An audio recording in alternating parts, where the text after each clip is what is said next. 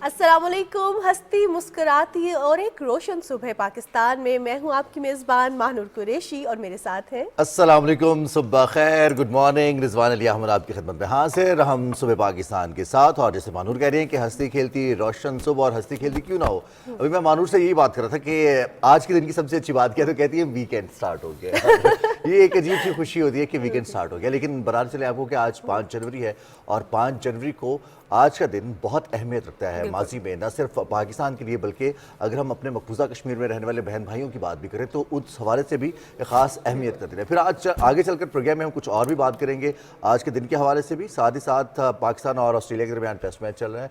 Fog छट चुकी है इस्लामाबाद से। गुज़िश्ता 2 दिन काफ़ी ज़्यादा धुंध रही, लेकिन गुज़िश्ता रात इस्लामाबाद में धुंध उस कदर नहीं थी। अब मौसम के हवाले से जो मौसमियात के हमारे एक्सपर्ट्स हैं उनका ये कहना है कि आने वाला हफ्ता जो होगा उसमें बारिशें एक्सपेक्टेड है। तो ये जो खुश्क सर्दी है इसका एक तरह से ख़ात्मा होगा, और ये बारिशें हमारे किसानों के लिए, हमारे लिए, हम इस माशरे में बसने वाले लोगों की सेहत के लिए काफ़ी मुफीद। अच्छा, वैसे रिजवान, अक्सर औकात जब हम लेने जाते हैं फ्रूट्स और हम कहते हैं कि रस नहीं है माल्टों में, तो कहते हैं बारिश होगी तो रस पड़ेगा।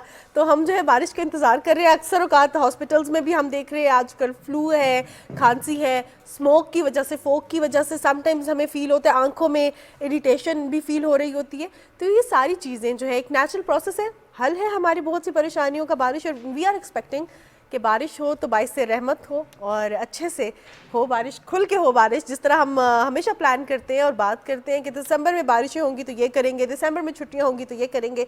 दिसंबर में तो नहीं हुई, लेकिन अब जनवरी में उम्मीद है कि सेकंड वीक से प्रेडिक्ट भी किया जा रहा है कि बारिश होगी। बड़ी खुशी होती रही अगर धुंध ज़्यादा हो गई है या बारिशें शुरू हो गई सर्दियों, माजरत चाहते हैं, सर्दियों में बारिश शुरू होगी तो हमें ये खुशी होती थी कि इस सब स्कूल के टाइम पे बारिश हो ताकि स्कूल से छुट्टी मिल जाए, और फिर उसके बाद हम सारा दिन जो घर में गुजारें। और मुझे याद है कि पीटीवी स्पोर्ट्स के नाम से 1 घंटे का एक सेगमेंट आया करता था तब पीटीवी पर, और वो उस 1 घंटे में हम पुराने मैचेस, पाकिस्तान ने जिन मैचेस में अच्छा परफॉर्म किया होता था, वो पुराने वर्ल्ड कप्स की बात करें, टेस्ट मैचेस की बात करें, या फिर 96 का वर्ल्ड कप, 99 का वर्ल्ड कप, ये मैचेस देखने का इतना लुत्फ़ आया करता था। और वो सिर्फ एक आधे घंटे में पूरे मैच की झलकियाँ, क्या दिलकश और क्या शानदार प्रोडक्शन हुआ करती थी। खैर जी, आज बात करेंगे हम 5 जनवरी, और 5 जनवरी 1949 हक़ खुद इरादियत की करारदाद पेश की गई। इस हक़ को तस्लीम किया गया कि अपने मुस्तक़बिल का फ़ैसला कश्मीरियों को करना है। पाकिस्तान, भारत इस हवाले से दोनों फ्रीक हैं, लेकिन इसमें मेजर स्टेक होल्डर्स हैं वो हमारे कश्मीरी बहन भाई हैं। भारत ने 1947 के बाद से मकबूजा कश्मीर पर ज़बरदस्ती कब्ज़ा कर रखा है, गैर कानूनी कब्ज़ा कर रखा है। अक़वाम मुत्तहिदा की करारदादों में इस बात को तस्लीम किया गया, हक़ खुद इरादियत को तस्लीम किया गया, लेकिन उसके बाद से भारत इस कदर हट धर्मी पर उतर आया है कि वो आबादी का तनासब तब्दील करने की कोशिश कर रहा है, ताकि अगर मुस्तक़बिल में कहीं चलकर उसे इस्तिस्वाब राय की जानिब जाना पड़ता है तो उसमें आबादी के तनासब को तब्दील करके अपनी घिनौनी साजिश के मुताबिक फ़ैसला अपने हक़ में करवा सके। और अब देखा जाए तो 2019 में कश्मीर का स्पेशल स्टेटस भी रिवोक किया गया, आर्टिकल 35A और 370 रिवोक किया गया।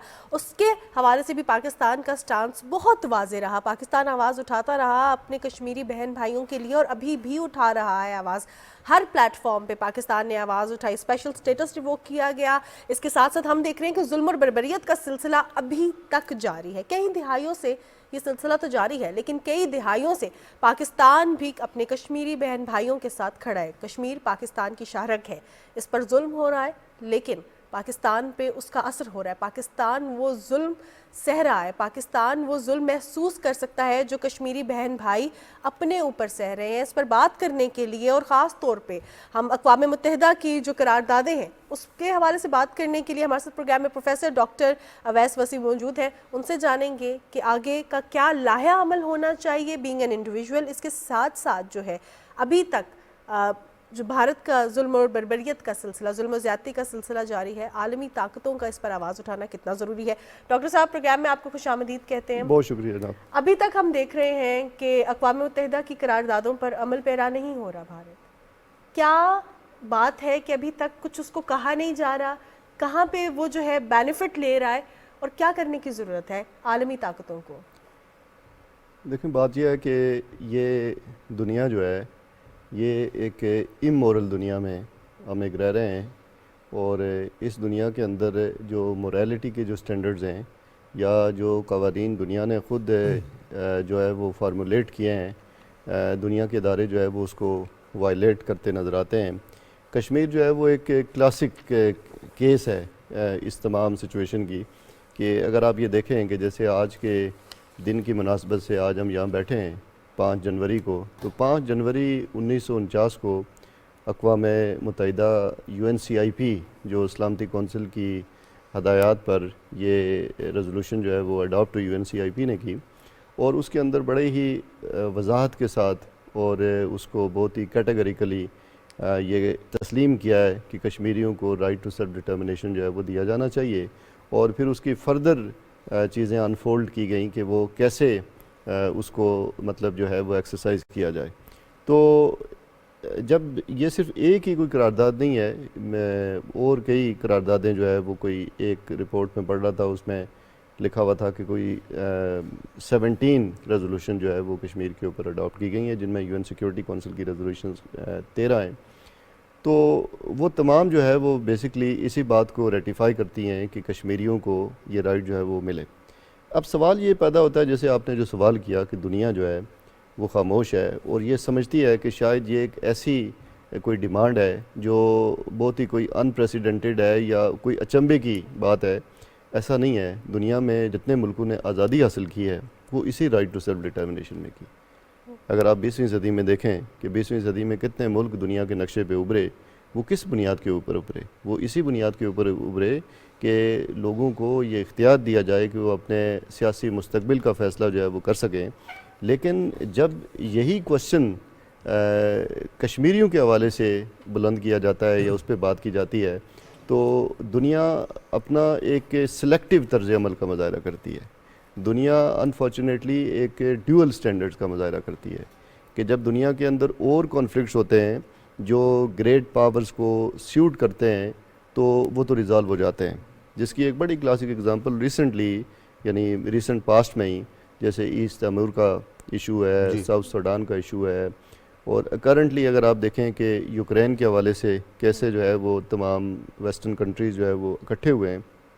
تو اور دوسری طرف فلسطین کا مسئلہ آتا ہے تو اس کے اوپر ایک کرمنل سائلنس آتی ہے, کشمیر کا مسئلہ آتا ہے تو اس کے اوپر ایک کرمنل سائلنس آتی ہے.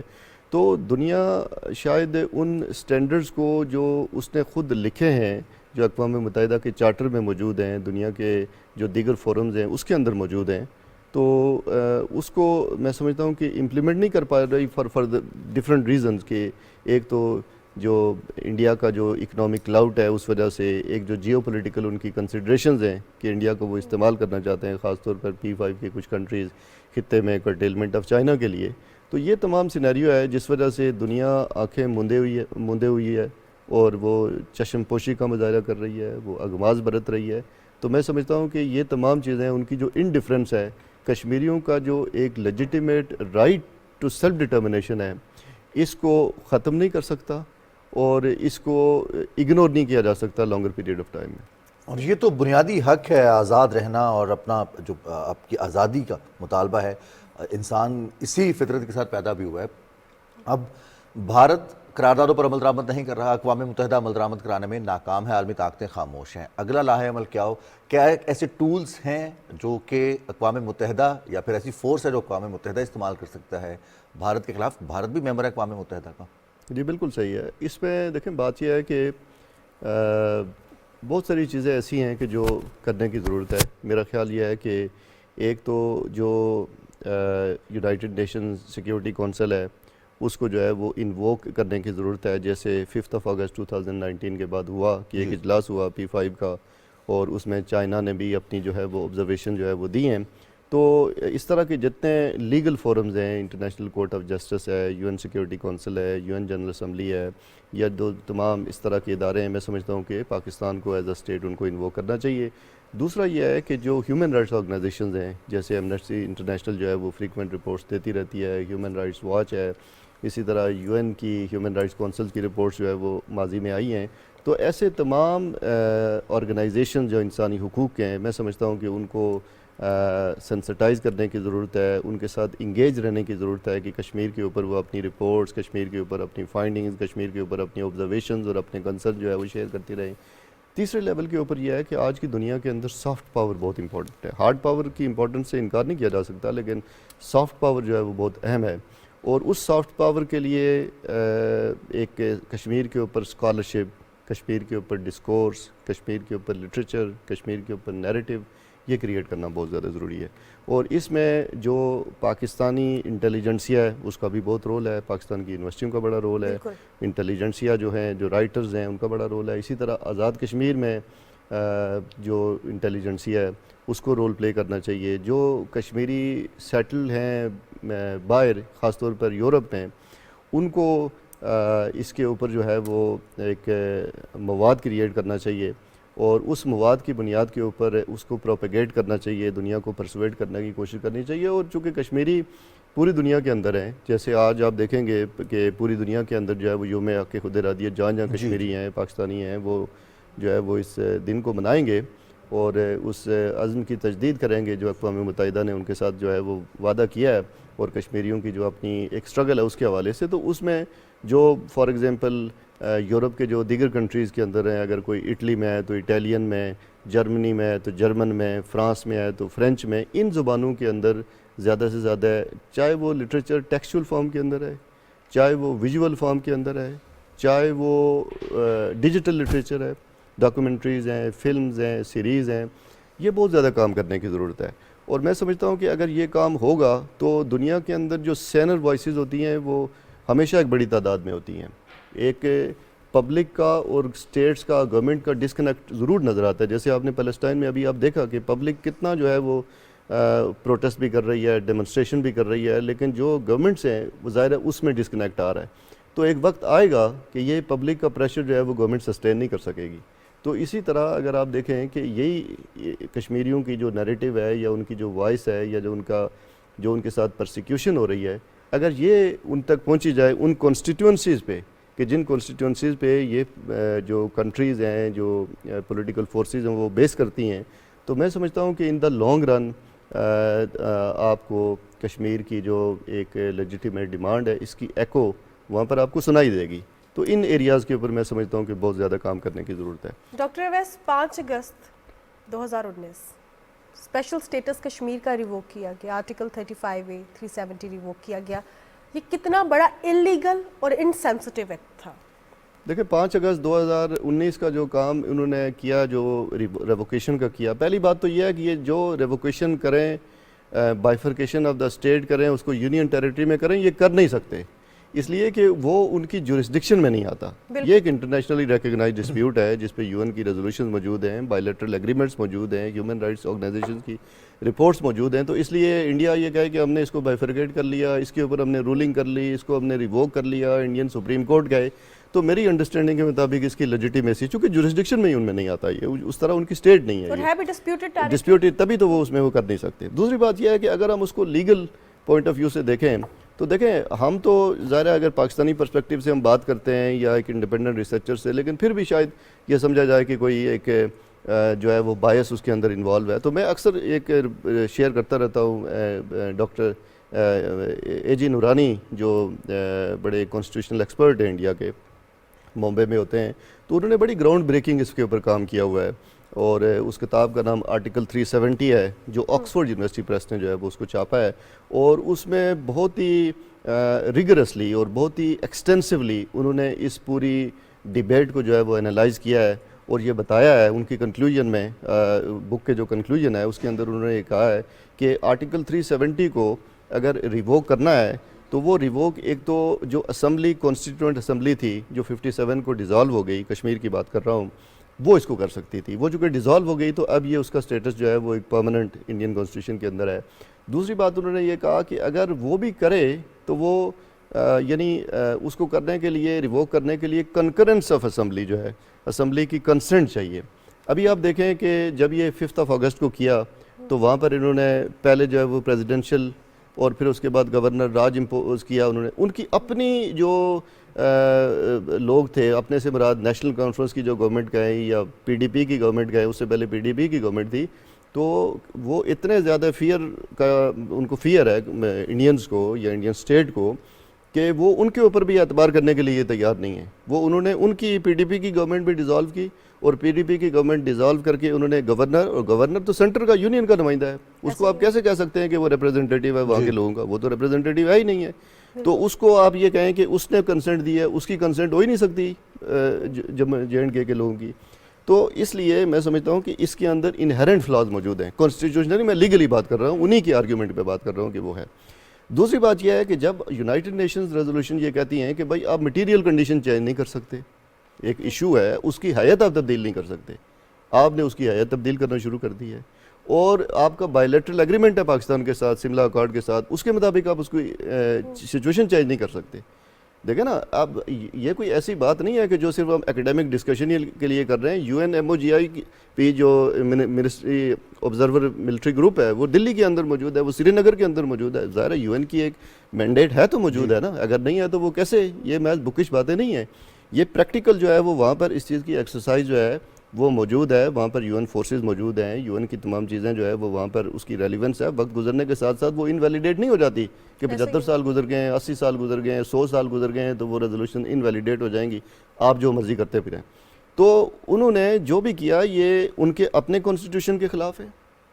ڈیموکریسی کے جو اسٹیبلش پرنسپلز ہیں، ڈیموکریسی کے پرنسپل میں لوگوں کی رائے سے بات ہوتی ہے، تو لوگوں کی رائے آپ دیکھیں کہ وہاں پر کرفیو نافذ کیا گیا، اور ایک قسم کے اس کو آلریڈی وہ پریزن میں تھا، اس کو اس انداز سے، اس کو جس انداز سے 5 اگست سے اگر آپ پہلے کی ڈیولپمنٹ دیکھیں تو بالکل ایسا تھا کہ وہاں پر اتنی ایڈیشنل ڈپلائمنٹ کی، اور اس کے بعد جو ہے وہ یہ کیا. اگر ان کی ول ہوتی، ان کی مرضی ہوتی تو یہ ساری چیزیں کرنے کی کیا ضرورت تھی؟ اور اگر ان کی مرضی ہے تو ان کا پرائم منسٹر جو ہے وہ کرفیو نافذ کر کے کشمیر جاتا ہے، ان کا ہوم منسٹر امیت شاہ جو ہے وہ کرفیو نافذ کر کے پورے کشمیر کو جیم کر کے پورے کشمیر کو.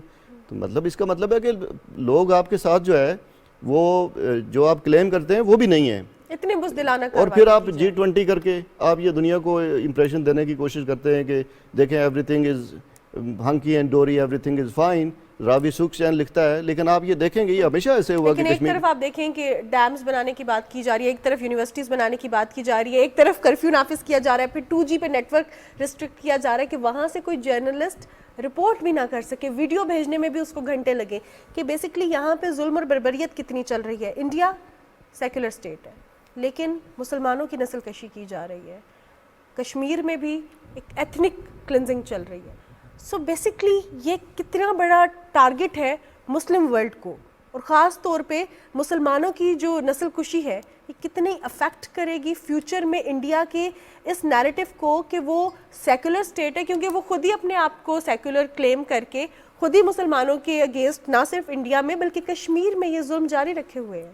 بالکل. دیکھیں انڈیا کے یہ جو کلیم ہے کہ وہ ایک پلورلسٹ سوسائٹی ہے اور سیکولر سوسائٹی ہے، میرا خیال ہے کہ یہ جو خاص طور پر پہلے بھی ایسے ہی لگتا تھا اور ایسے ہی تھا، لیکن 2014 کے بعد اگر ہم دیکھیں یہ دونوں ٹینیورز کے اندر جو BJP لیڈ ٹینیورز ہیں اس کے اندر تو یہ مت بھی عوامی تحلیل ہوتے ہوئے نظر آتی ہے. اس لیے کہ آپ دیکھیں کہ جتنے لنچنگ کے واقعات ہوئے ہیں، جتنی پرسیکیوشن وہاں مسلمانوں کے ساتھ ہوئی ہے، جتنی جو پرسیکیوشن جو کرسچن کے ساتھ ہوئی ہے، جو دلت کے ساتھ ہوا ہے، مائنورٹیز کے ساتھ ہوئی ہے، تو وہ کس سیکولرزم کا تو یہ ہے کہ آپ اس کو اکوموڈیٹ کرتے ہیں، ایکسیپٹنس کرتے ہیں، دوسرے کی وائس کو آپ سپیس دیتے ہیں، لیکن وہ سپیس تو آپ نے سکویز کر کے رکھ دی ہے.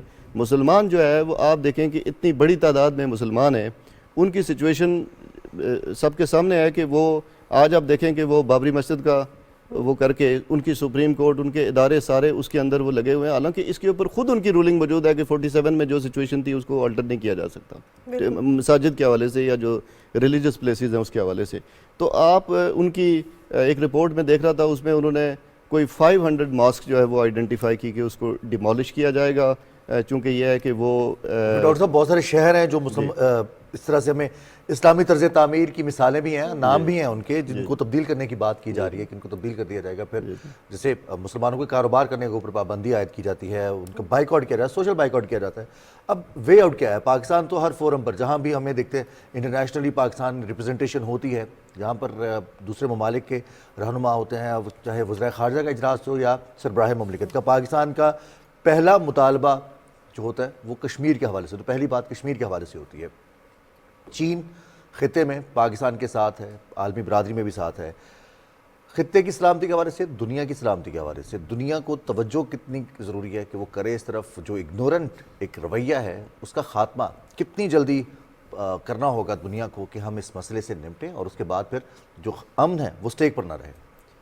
دیکھیں بات یہ ہے کہ اس میں دو چیزیں جیسے آپ نے بات کی نا، ایک تو انڈین مسلمان ہیں، انڈین جو مسلمز ہیں، پاکستان کا ایک ایگریمنٹ ہے انڈیا کے ساتھ، لیاقت علی خان جب پاکستان کے پرائم منسٹر تھے، کہ ہم مائنورٹیز کے حوالے سے پاکستان جو ہے وہ جو بھی ڈیمانڈ کرتا ہے یا اپنا ایک کنسرن شو کرتا ہے یا جو ان کی سچویشن پہ بات کرتا ہے تو وہ ایک اس کی لیجیٹیمیٹ بیس جو ہے وہ موجود ہے.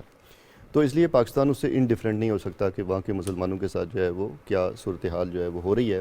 اس میں ایک بہت بڑا رول میں سمجھتا ہوں کہ OIC کا اور مسلم ورلڈ کا ہے کہ ان کو بڑا پرو ایکٹیولی یہ کردار ادا کرنا چاہیے کہ محض جو ان کے کمرشل اور اکنامک جو انٹرسٹ ہیں، میرا خیال ہے کہ ان کو جو ہے وہ اکلپس نہیں کرنا چاہیے جو ایک مسلمانوں کے ساتھ جو ایک بہت ہی میسیو لیول پر انفارچونیٹلی جو پرسیکیوشن ہو رہی ہے. میں سمجھتا ہوں کہ ان کا بڑا رول ہے کہ وہ کریں. دوسری بات یہ جیسے کشمیر کے حوالے سے آپ نے اسپیسیفک کہا، تو ایک تو جیسے پہلے میں نے کہا کہ اس میں سافٹ پاور کو ایکسرسائز کرنے کی ضرورت ہے، کیونکہ آج کی دنیا میں جتنا اچھا، جتنا ویل راؤنڈیڈ، جتنا ویل ریسرچ، ریگریسلی ریسرچ آپ اپنا نیریٹیو، آپ اپنا آرگیومنٹ پچ کرنے میں کامیاب ہو جائیں گے تو دنیا میں آپ کی کانسٹیٹوئنسی جو ہے وہ بڑھے گی. تو ایک تو اس کو میں سمجھتا ہوں کہ کرنے کی ضرورت ہے. دوسری بات یہ ہے کہ انٹرنیشنل ریلیشنز کے اندر یہ بات کی جاتی ہے کہ you are either at the table اور آن دا مینیو. تو پاکستان کا مضبوط ہونا بہت ضروری ہے کہ پاکستان مختلف اہم فورمز کا حصہ بنے. ابھی پاکستان جیسے SCO کا ممبر بنا، تو پاکستان جو اسٹرانگ فورمز ہیں تو اس کا حصہ پاکستان کا بننا وہ اسی صورت میں ہو سکتا ہے کہ پاکستان کی جو انڈیکیٹرز ہیں، خاص طور پر جو اس کی اکنامک انڈیکیٹرز ہیں، وہ بہت بہتر ہونے چاہیے. تو میں سمجھتا ہوں کہ پاکستان کی مضبوطی، پاکستان کے اندر جو مختلف چیلنجز ہمیں، جو بہت ساری کرائسز ہم فیس کر رہے ہیں، ان کو امیڈیٹلی ایڈریس کرنے کی ضرورت ہے اگر ہمیں کشمیر کی فرنٹ کے اوپر کچھ سگنیفیکنٹ اور ڈیسائسو رول پلے کرنا ہے. لیکن ڈاکٹر صاحب ہم دیکھ رہے ہیں کہ اپنے اپنے لیول پہ رہتے ہوئے، اپنی اپنی کیپیسٹی میں رہتے ہوئے آواز تو اٹھائی جا رہی ہے. اسٹوڈنٹس ہیں تو اس پہ ریسرچ کر رہے ہیں، جرنلسٹ ہیں تو وہ لکھ رہے ہیں، اگر پالیسی لیولز پہ پالیسی میکرز کو دیکھا جائے تو وہ بھی آواز اٹھا رہے ہیں. اب انٹرنیشنل لیول پہ عالمی طاقتوں پہ کیا ذمہ داری عائد ہوتی ہے کہ ہم دیکھ رہے ہیں اقوام متحدہ کی قراردادوں پر عمل پیرا نہیں ہو رہا بھارت، تو ہم تو آواز اٹھا رہے ہیں، ہم تو کشمیر کے درد کو بھی سمجھ رہے ہیں، لیکن اور جو پاورز ہیں ان کے اوپر کیا ذمہ داری عائد ہوتی ہے؟ کیونکہ ہم اگر ہیومینیٹیرین کرائسس ہے نا کشمیر پہ، انسانیت کا مسئلہ ہے.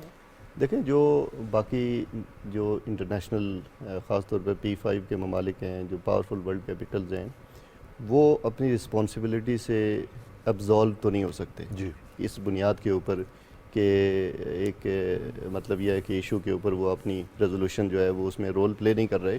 تو میں سمجھتا ہوں کہ ان کی جو سائلنس ہے وہ اس کی بڑی وجہ جو گلوبل ڈائنامکس ہیں، جو جیو پولیٹیکل کنسیڈریشنز ہیں، جو گلوبل پالیٹکس ہیں، اور ان کا اپنا جیسے میں نے کہا کہ ڈیول سٹینڈرڈ ہے ان کے، تو اس کو میں سمجھتا ہوں کہ مختلف فورمز کے اندر جو ہے وہ اس کو ریز کرنے کی ضرورت ہے، ان کو سینسٹائز کرنے کی ضرورت ہے، ان کی توجہ دلانے کی ضرورت ہے. اور ساتھ ساتھ جیسے میں نے یہ کہا کہ ایک تو اس کا ایک بڑا لنک اس بات سے ہے کہ جو پاکستان کی جو ایک اسٹرینتھ ہے یا ایک مضبوط پاکستان ہے، یہ ایک بڑا بظاہر یہ لگتا ہوگا کہ یہ بالواسطہ ہے، لیکن اس کا بڑا بیئرنگ ہوگی کشمیر کے حوالے سے اور ان کنٹریز کو سینسٹائز کرنے کے حوالے سے کہ ریجن کے اندر پاکستان کی پوزیشن جو ہے وہ بہت مضبوط ہو. اس کے اوپر ورک آؤٹ کرنے کی ضرورت ہے. دوسری بات جو ہے وہ یہ ہے کہ جو آپ نے کہا کہ ریسرچ اسٹوڈنٹس پروڈیوس کر رہے ہیں یا اسکالرز پروڈیوس کر رہے ہیں، وہ بالکل صحیح بات ہے، لیکن میں سمجھتا ہوں کہ there is a wide room for improvement. بہت سارا کام جو ہے وہ ہونا چاہیے اور وہ ابھی اس طرح نہیں ہو پایا. اس کی وجہ یہ ہے کہ کشمیر کے اوپر جو ہم ایکٹیویزم کرتے رہے، وہ زیادہ تر ایکٹیویزم ڈپلومیٹک ایکٹیویزم بھی رہی ہے اور پولیٹیکل ایکٹیویزم بھی رہی ہے، لیکن جو ایک اسکالرلی جو ایک تھا نا انپٹ یا ایکٹیویزم، اس میں بہت کام کی ضرورت ہے. کیونکہ جب آپ ڈپلومیٹک آرگیومنٹ کو ڈپلومیسی کے تھرو پچ کریں گے تو آپ کو ایک مواد چاہیے، جی آپ کو ایک آرگیومنٹ چاہیے، آپ کو ایک لوازمہ چاہیے، آپ کو ایک بنیاد چاہیے جس بنیاد کو آپ پچ کریں گے، اور وہ بنیاد جو ہے وہ ایڈیم آف دا ڈے کے اندر ہو، وہ بنیاد جو ہے وہ ان کنٹورز کے اندر ہو جس کو دنیا ایکسیپٹ کرتی ہے.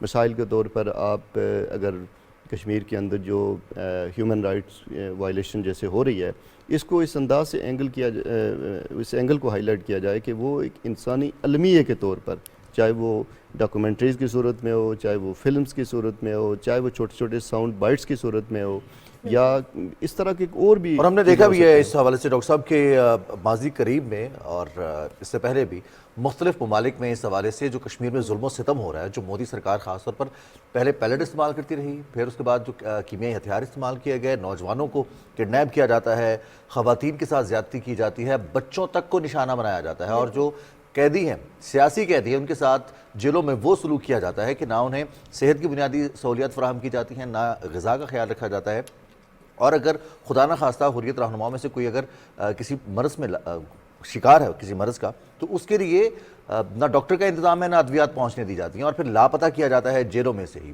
تو یہ تمام تر ان چیزوں کو اجاگر بھی کیا گیا ہے عالمی میڈیا پر. ہم دیکھتے ہیں مختلف ممالک میں جو بینرز ہیں یا پھر بسز پر چلنے والے ایڈز ہیں، اس کے ذریعے بھی ہائی لائٹ کیا گیا. آپ کے وقت کا بہت شکریہ، اور انشاءاللہ ہم پر امید ہیں، محنت بھی کر رہے ہیں، دعا بھی کریں گے، اور جو ہمارے کشمیری بہن بھائی قربانیاں دے رہے ہیں ان کا خون ضرور رنگ لائے گا اور آزادی کا سورج ضرور طلوع ہوگا، کشمیر بنے گا پاکستان. جی جناب، جب ہم بات کرتے ہیں کشمیریوں کے حوالے سے تو ابھی بھی ہم نے پروگرام میں یہ بات کی کہ ہر فورم پر آواز اٹھائی جا رہی ہے. پاکستان کا اسٹوڈنٹ ہو، پاکستان کا صحافی ہو، پاکستان میں میڈیکل فیلڈ سے تعلق رکھنے والے لوگ ہوں، انجینئرس ہوئیں، کسی بھی فیلڈ آف لائف سے جو ریلیٹڈ لوگ ہیں، وہ ہمیشہ آواز اٹھاتے ہیں، کام کرتے ہیں. اور ہم نے دیکھا رضوان، ایک چیز مجھے بڑی اچھی لگی کہ جب ہم دیکھ رہے تھے کہ 2019 میں اسپیشل اسٹیٹس ریووک کیا گیا، تو جو ایون بلڈ کیمپس لگ رہے تھے اس میں بھی یہ کہا جا رہا تھا، اس کے اوپر نعرے لکھے یہ تھے، درج تھے یہ سلوگنز کہ ہم کشمیریوں کے ساتھ جو ہیں وہ کھڑے ہیں اور ہم ہمیشہ کھڑے رہیں گے اپنے کشمیری بہن بھائیوں کے ساتھ.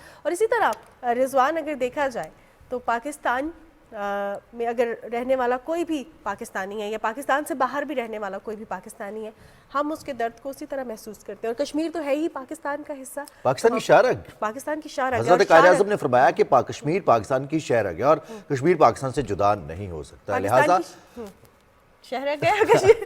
سو بات یہ کہ جب ہم کشمیر کے حوالے سے بات کرتے ہیں رضوان، ہمارے پاس جو ہے نا بہت سی بات ہوتی ہے، لیکن بریک کے بعد واپس آتے ہیں.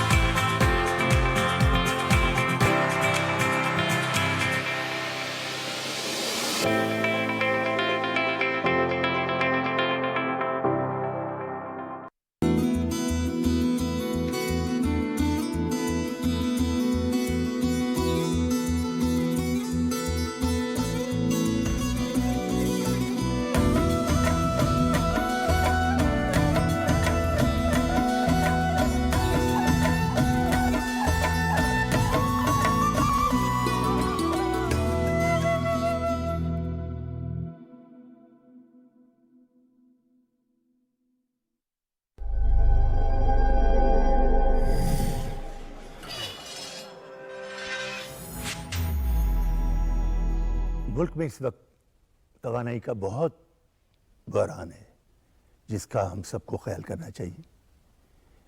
اس کی بچت کرنی چاہیے بجلی کی، کیونکہ بچت ہوگی تو ہمارا ملک روشن اور خوشحال ہوگا.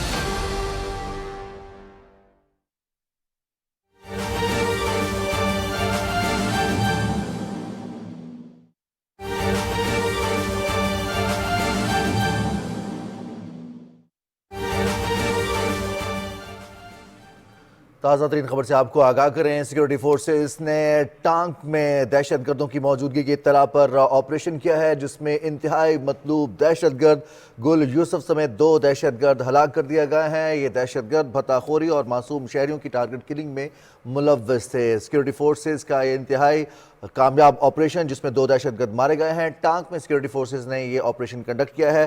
رانا شہزاد السلام ہمارے ساتھ موجود ہیں، ان سے مزید تفصیل جانتے ہیں. رانا شہزاد، اس آپریشن کے حوالے سے مزید تفصیلات کیا ہیں آپ کے پاس؟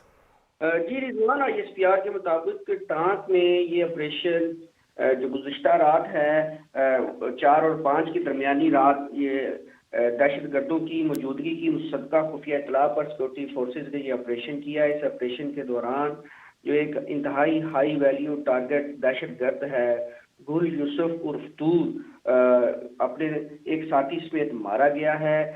جو گل یوسف ہے وہ بہت جو دہشت گردی کی متعدد کارروائیوں میں مطلوب تھا, خاص طور پر سیکورٹی فورسز پر حملوں میں, اور ہائی پروفائل جو ٹیررسٹ اٹیکس ہیں جو ٹانک اور ڈی خان میں گزشتہ دنوں ہوئے ہیں ان میں یہ مطلوب تھا.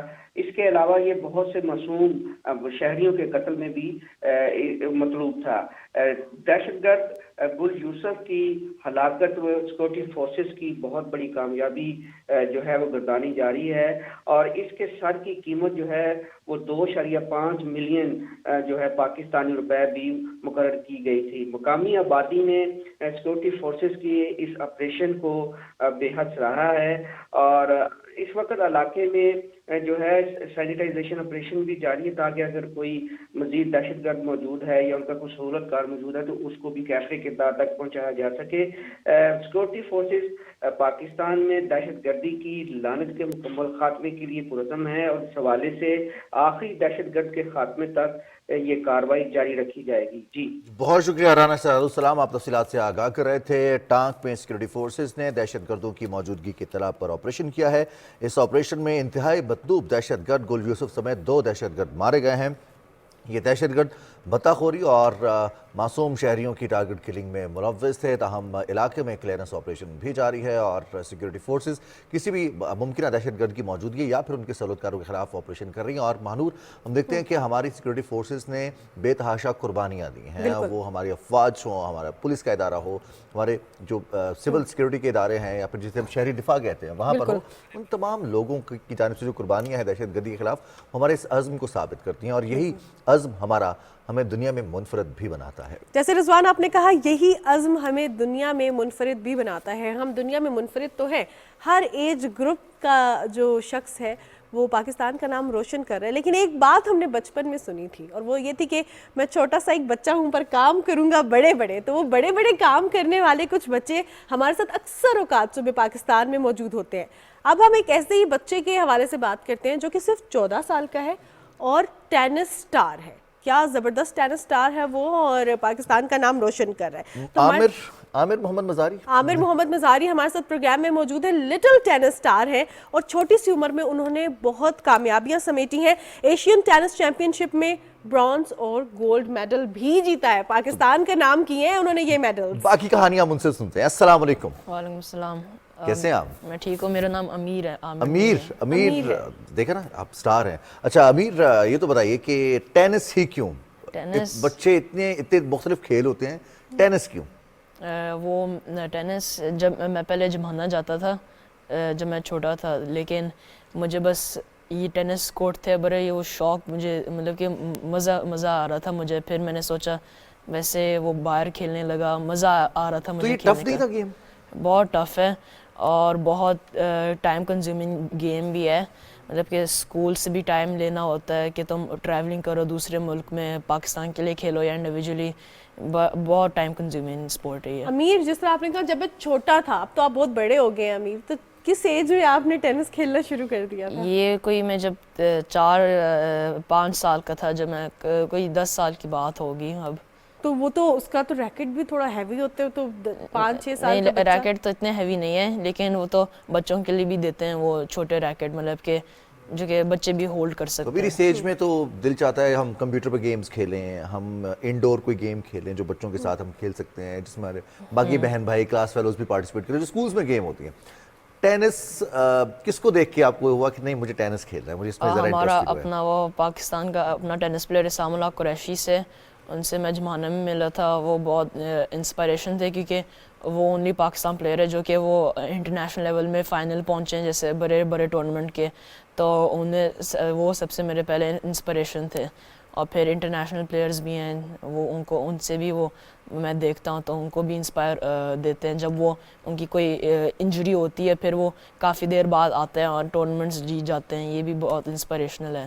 امیر, آپ نے بتایا کہ بڑا ٹائم کنزیومنگ ہے, تو کتنی دیر روز پریکٹس کرتے ہیں ٹینس کی آپ؟ میں بس تو 2 گھنٹے کرتا ہوں لیکن ٹائم کنزیومنگ مطلب کہ ٹریننگ کے حساب سے نہیں ٹائم کنزیومنگ مطلب کہ ایک کمپیٹنگ کرنا ٹائم کنزیومنگ کے حساب سے. جیسے کہ اگر تم نے اپنا وہ انٹرنیشنل لیول میں بڑا ہونا ہے, تم نے ٹورنامنٹس جیتنے پڑیں گے, جو کہ حال ہی پاکستان کے نہیں دوسروں ملکوں میں بھی ہے, جو کہ ایک مطلب کہ بڑے بڑے ٹورنامنٹس ہیں, کیونکہ پاکستان میں اتنے زیادہ فنڈز نہیں بڑے ٹورنامنٹ کرانا. لیکن جیسے ملک جیسے وہ جیسے کہ قزاقستان یا وہ مطلب کہ بگ ملک جن کے پاس اچھی وہ فنڈز ہیں, ان میں کنٹریز جانا. امیر یہ تو بتایا نا کہ آپ نے آج سے تقریباً 9 سال پہلے 10 سال پہلے ٹینس کھیلنا شروع کیا, تو پہلا ایونٹ کیا کھیلا تھا, کچھ یاد ہے؟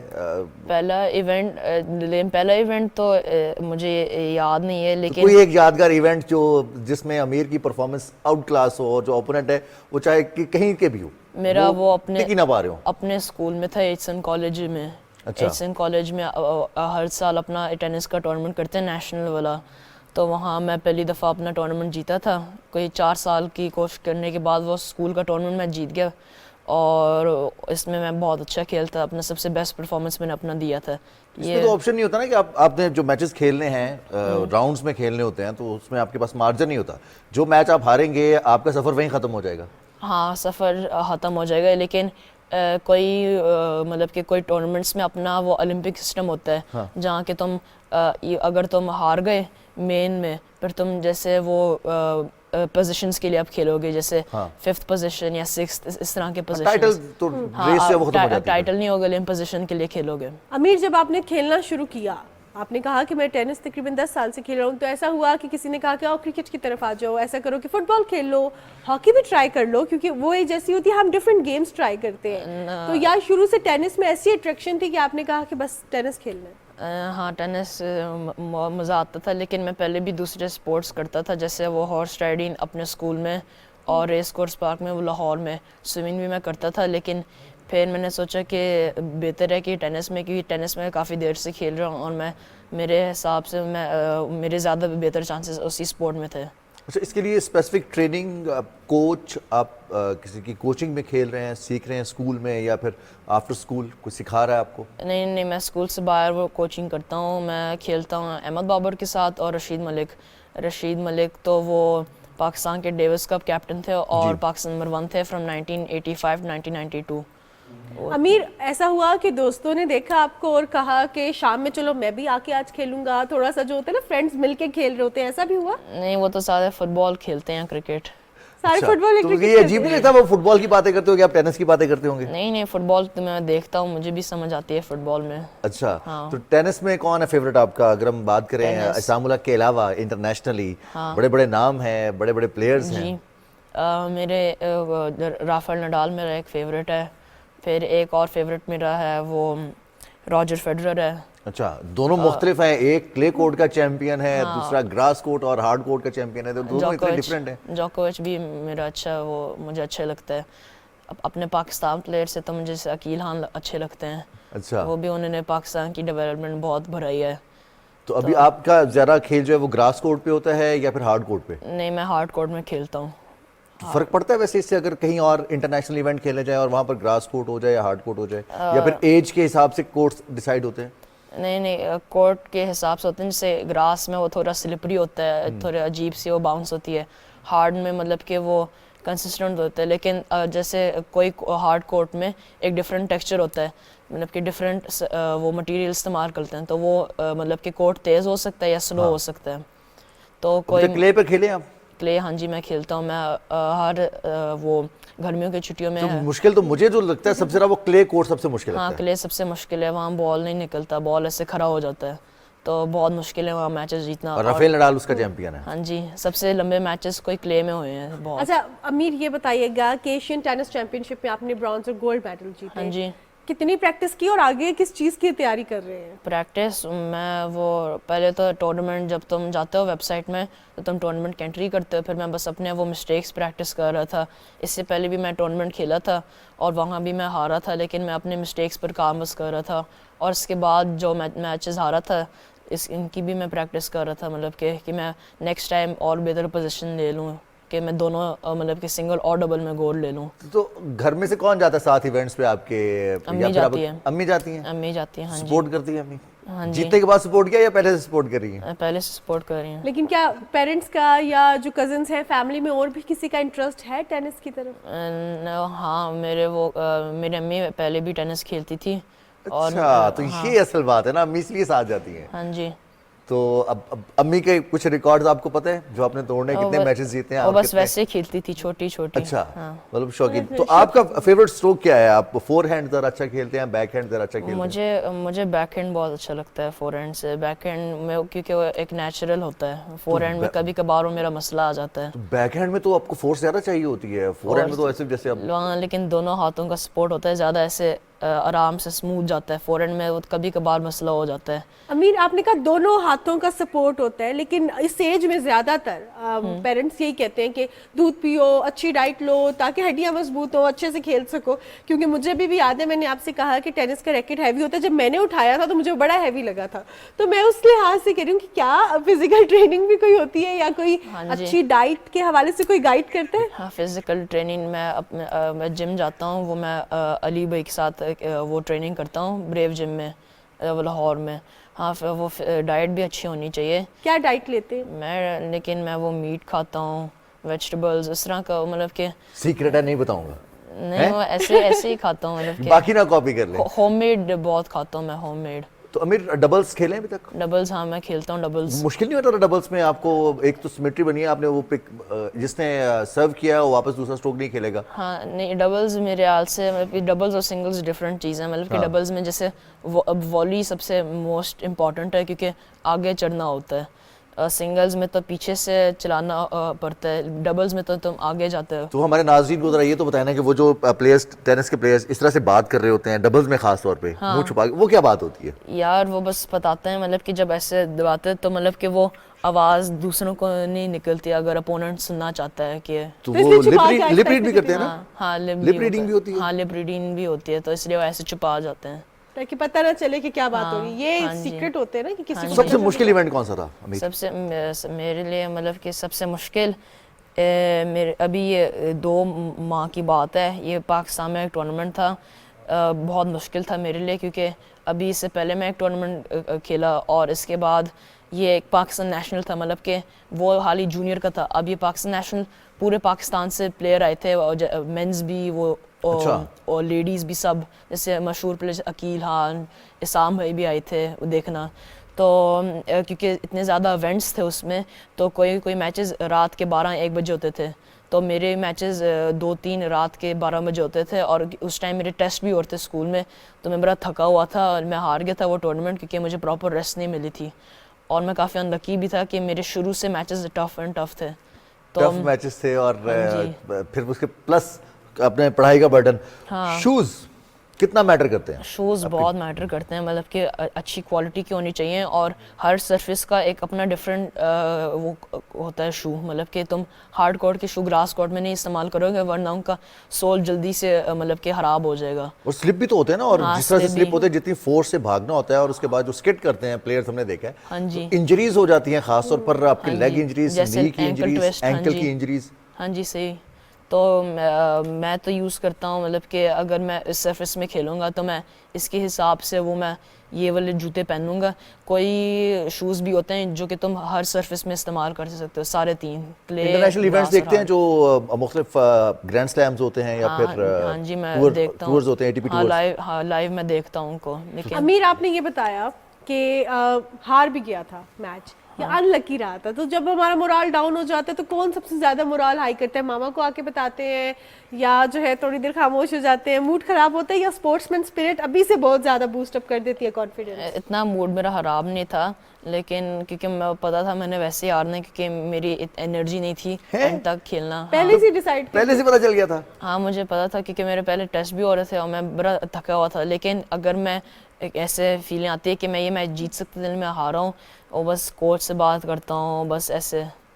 تو ابھی پارٹنر کون ہے ڈبلز میں آپ کا؟ پارٹنر میرا ابھی تو جو ٹورنامنٹس کھیلنے اس میں جونیئر کے ڈبلز ایونٹس نہیں تھے. اچھا. تو لیکن پہلے تو میں زیادہ تر وہ کھیلتا ہوں جو بھی سلاٹ ہوتا ہے، لیکن میں زیادہ تر کھیلتا ہوں سامر زمان کے ساتھ یا मुजम्मिल ग्रैंड स्लैम कौन सा पसंद है अमीर को? मुझे- ऑस्ट्रेलियन ओपन है, ब्रिटिश ओपन है, या फिर यूएस ओपन है, मुझे- फ्रेंच ओपन है? मुझे यूएस ओपन और फ्रेंच ओपन बहुत अच्छे लगते हैं। फ्रेंच ओपन तो खेला जाता है क्ले कोर्ट पे, हाँ, और यूएस ओपन हार्ड हार्ड पे। मुझे हार्ड और क्ले बहुत अच्छे लगते हैं। मुझे ग्रास भी अच्छे लगते हैं, लेकिन वो मेरे हाल से सबसे ये बेस्ट तो बताएं मैचेस। आप जो सर्व करते हैं सर, हाँ वो जी। उस पे स्पीड क्या है आपकी? हाईएस्ट स्पीड क्या है? हाई स्पीड मुझे पता है, मैंने काउंट नहीं किया कभी। अच्छा। क्योंकि जैसे प्रोफेशनल मैचेस में वो निकाल सकते हैं क्या स्पीड, क्योंकि एक कैमरा होता है और वो कैमरा एआई टेक्नोलॉजी के साथ वो मेजर करता है speed gun- speed gun होती है साथ स्पीड। उसके। हाँ, और फिर एक वो स्क्रीन भी होती है, वो दिखाती है क्या स्पीड है। अमीर आप 14 इयर्स के हैं, लिटिल जी। टेनिस स्टार, हाँ बड़े जी। होके क्या बनना है? इसी को कंटिन्यू करना है या ये फिजिकल फिटनेस हाँ के ये तो लिए हो खेल गया, रहे हैं? ये तो हो गया, 10 स्टार तो मैं बन जी, गया। नहीं, इंशाल्लाह कंटिन्यू मैं करूँगा। मैं ग्रैंड स्लैम्स खेलने की कोशिश करूँगा, अच्छा, और बस एक बात इससे भी बड़ा स्टार बनूंगा इंशाल्लाह। इंशाल्लाह। तो अमीर, अब आपसे हम जानना ये चाहते हैं कि चूंकि टेनिस में जो अभी तक जितने मुकाबले हैं उसमें जो सर्विस करता है उसके पास चांस होता है, ब्राइट चांस होता है कि वो या तो गेम भी जीत जाए और उसके बाद मैच पॉइंट भी उसी के पास होता है, ज़्यादातर चांस ही होते हैं। मुश्किल होता है सर्व को पिक करना, रिटर्न करना, या फिर आप रिटर्न में अच्छे हैं, सर्व करने में अच्छे हैं? वो ज़्यादातर इंटरनेशनली लोगों की सर्व बेहतर है उनकी रिटर्न परसेंटेज से, लेकिन मैं वो ज़्यादा बेहतर सर्व करता हूँ रिटर्न से, क्योंकि मतलब कि तुम्हें रिटर्न में तुम्हें नहीं पता वो किधर मारेगा, क्रॉस वो फोरहैंड में या बैक हैंड में, और उनकी सर्व भी बहुत तेज़ है। अच्छा मुझे बताएं अमीर, वैसे किन चीज़ों का शौक है रूटीन में? हॉबीज क्या है इसके अलावा? टेनिस के अलावा क्या करते हैं? बुक रीडिंग है, कुछ कुकिंग का शौक है, क्या करते हैं? जो खुश होके करते हो? मैं कंप्यूटर गेम्स खेलता हूँ, ये मेरा एक शौक है, कंप्यूटर गेम्स और खेलना। खाने में क्या पसंद है अमीर को? खाने में यार मुझे वो मुर्गी शोरबा बड़ा पसंद है। कौन सा शोरबा पसंद है? मुर्गी शोरबा पसंद है। और ये शोरबा या शवारमा? शॉर्मा। शोरमा, अच्छा अच्छा, मैं समझी वो शोरबे वाली मुर्गी पसंद है। नहीं, शोरबा मुर्गी। शोरमा पसंद है। तो हाँ। ये क्या आपकी वो जो बैलेंस डाइट है उसमें आती है या चीट डेज पे खाते हो? नहीं, मैं बैलेंस में खाता हूँ। चीट डेज में तो मैं स्वीट्स खाता हूँ। अच्छा, तो खुशबू कौन सी पसंद है? खुशबू स्वीट खुशबू, स्मेल, फ्रेगनेंस अच्छा, किस अच्छा, किस smell। फूल की अच्छी लगती है? स्मेल यार, वो मैं परफ्यूम तो मुझे अच्छी वो लगती है शनेल की, अच्छा। मैं वो यूज़ करता हूँ। अच्छा ये बताएं, एट द एंड कोई मैसेज देना चाहेंगे अपने क्लास फेलोज को, अपने फ्रेंड्स को, या जिनके साथ खेलते रहे हैं, या कोई अगले उसकी तैयारी कर रहे हैं किसी मैच की, उसके हवाले से कोई कोई पैगाम देना ओपोनेंट है चाहेंगे? नजर में जिसको कहना कि मैं आ रहा हूँ, तैयार हो जाओ? नहीं, मतलब कि एजुकेशन के साथ स्पोर्ट्स भी पॉसिबल है, दोनों चीज़ें तुम कर सकते हो, लेकिन बैलेंस बहुत इंपॉर्टेंट है, एजुकेशन में भी और स्पोर्ट्स में भी। बिल्कुल, बहुत जरूरी है। बहुत Thank you so शुक्रिया much, अमीर, बहुत शुक्रिया। Wish you best of luck you, हमारी thank तरफ you। से, और इंशाल्लाह बहुत जल्द हम अपने नाजरीन को ये बता रहे होंगे कि ये हैं अमीर, जो कि हमारे स्टूडियोज में आए थे, सुबह पाकिस्तान में हमारे मेहमान बने थे, आज ये ग्रैंड स्लैम जीत के आए। चाहे तब हम यहाँ पे या क्या कहते हैं ना कि अपनी एज में थोड़ा सा आगे जा चुके हैं, आप टीन एज से आगे जा चुके हैं, और वहाँ और पे हम भी Grand Slam टीन एज से थोड़े आगे जा चुके हैं, और अब अल्लाह, हम प्रोग्राम बस। में भी आगे जाते हैं और न्यूज़ ब्रेक के जाने पड़ते हैं।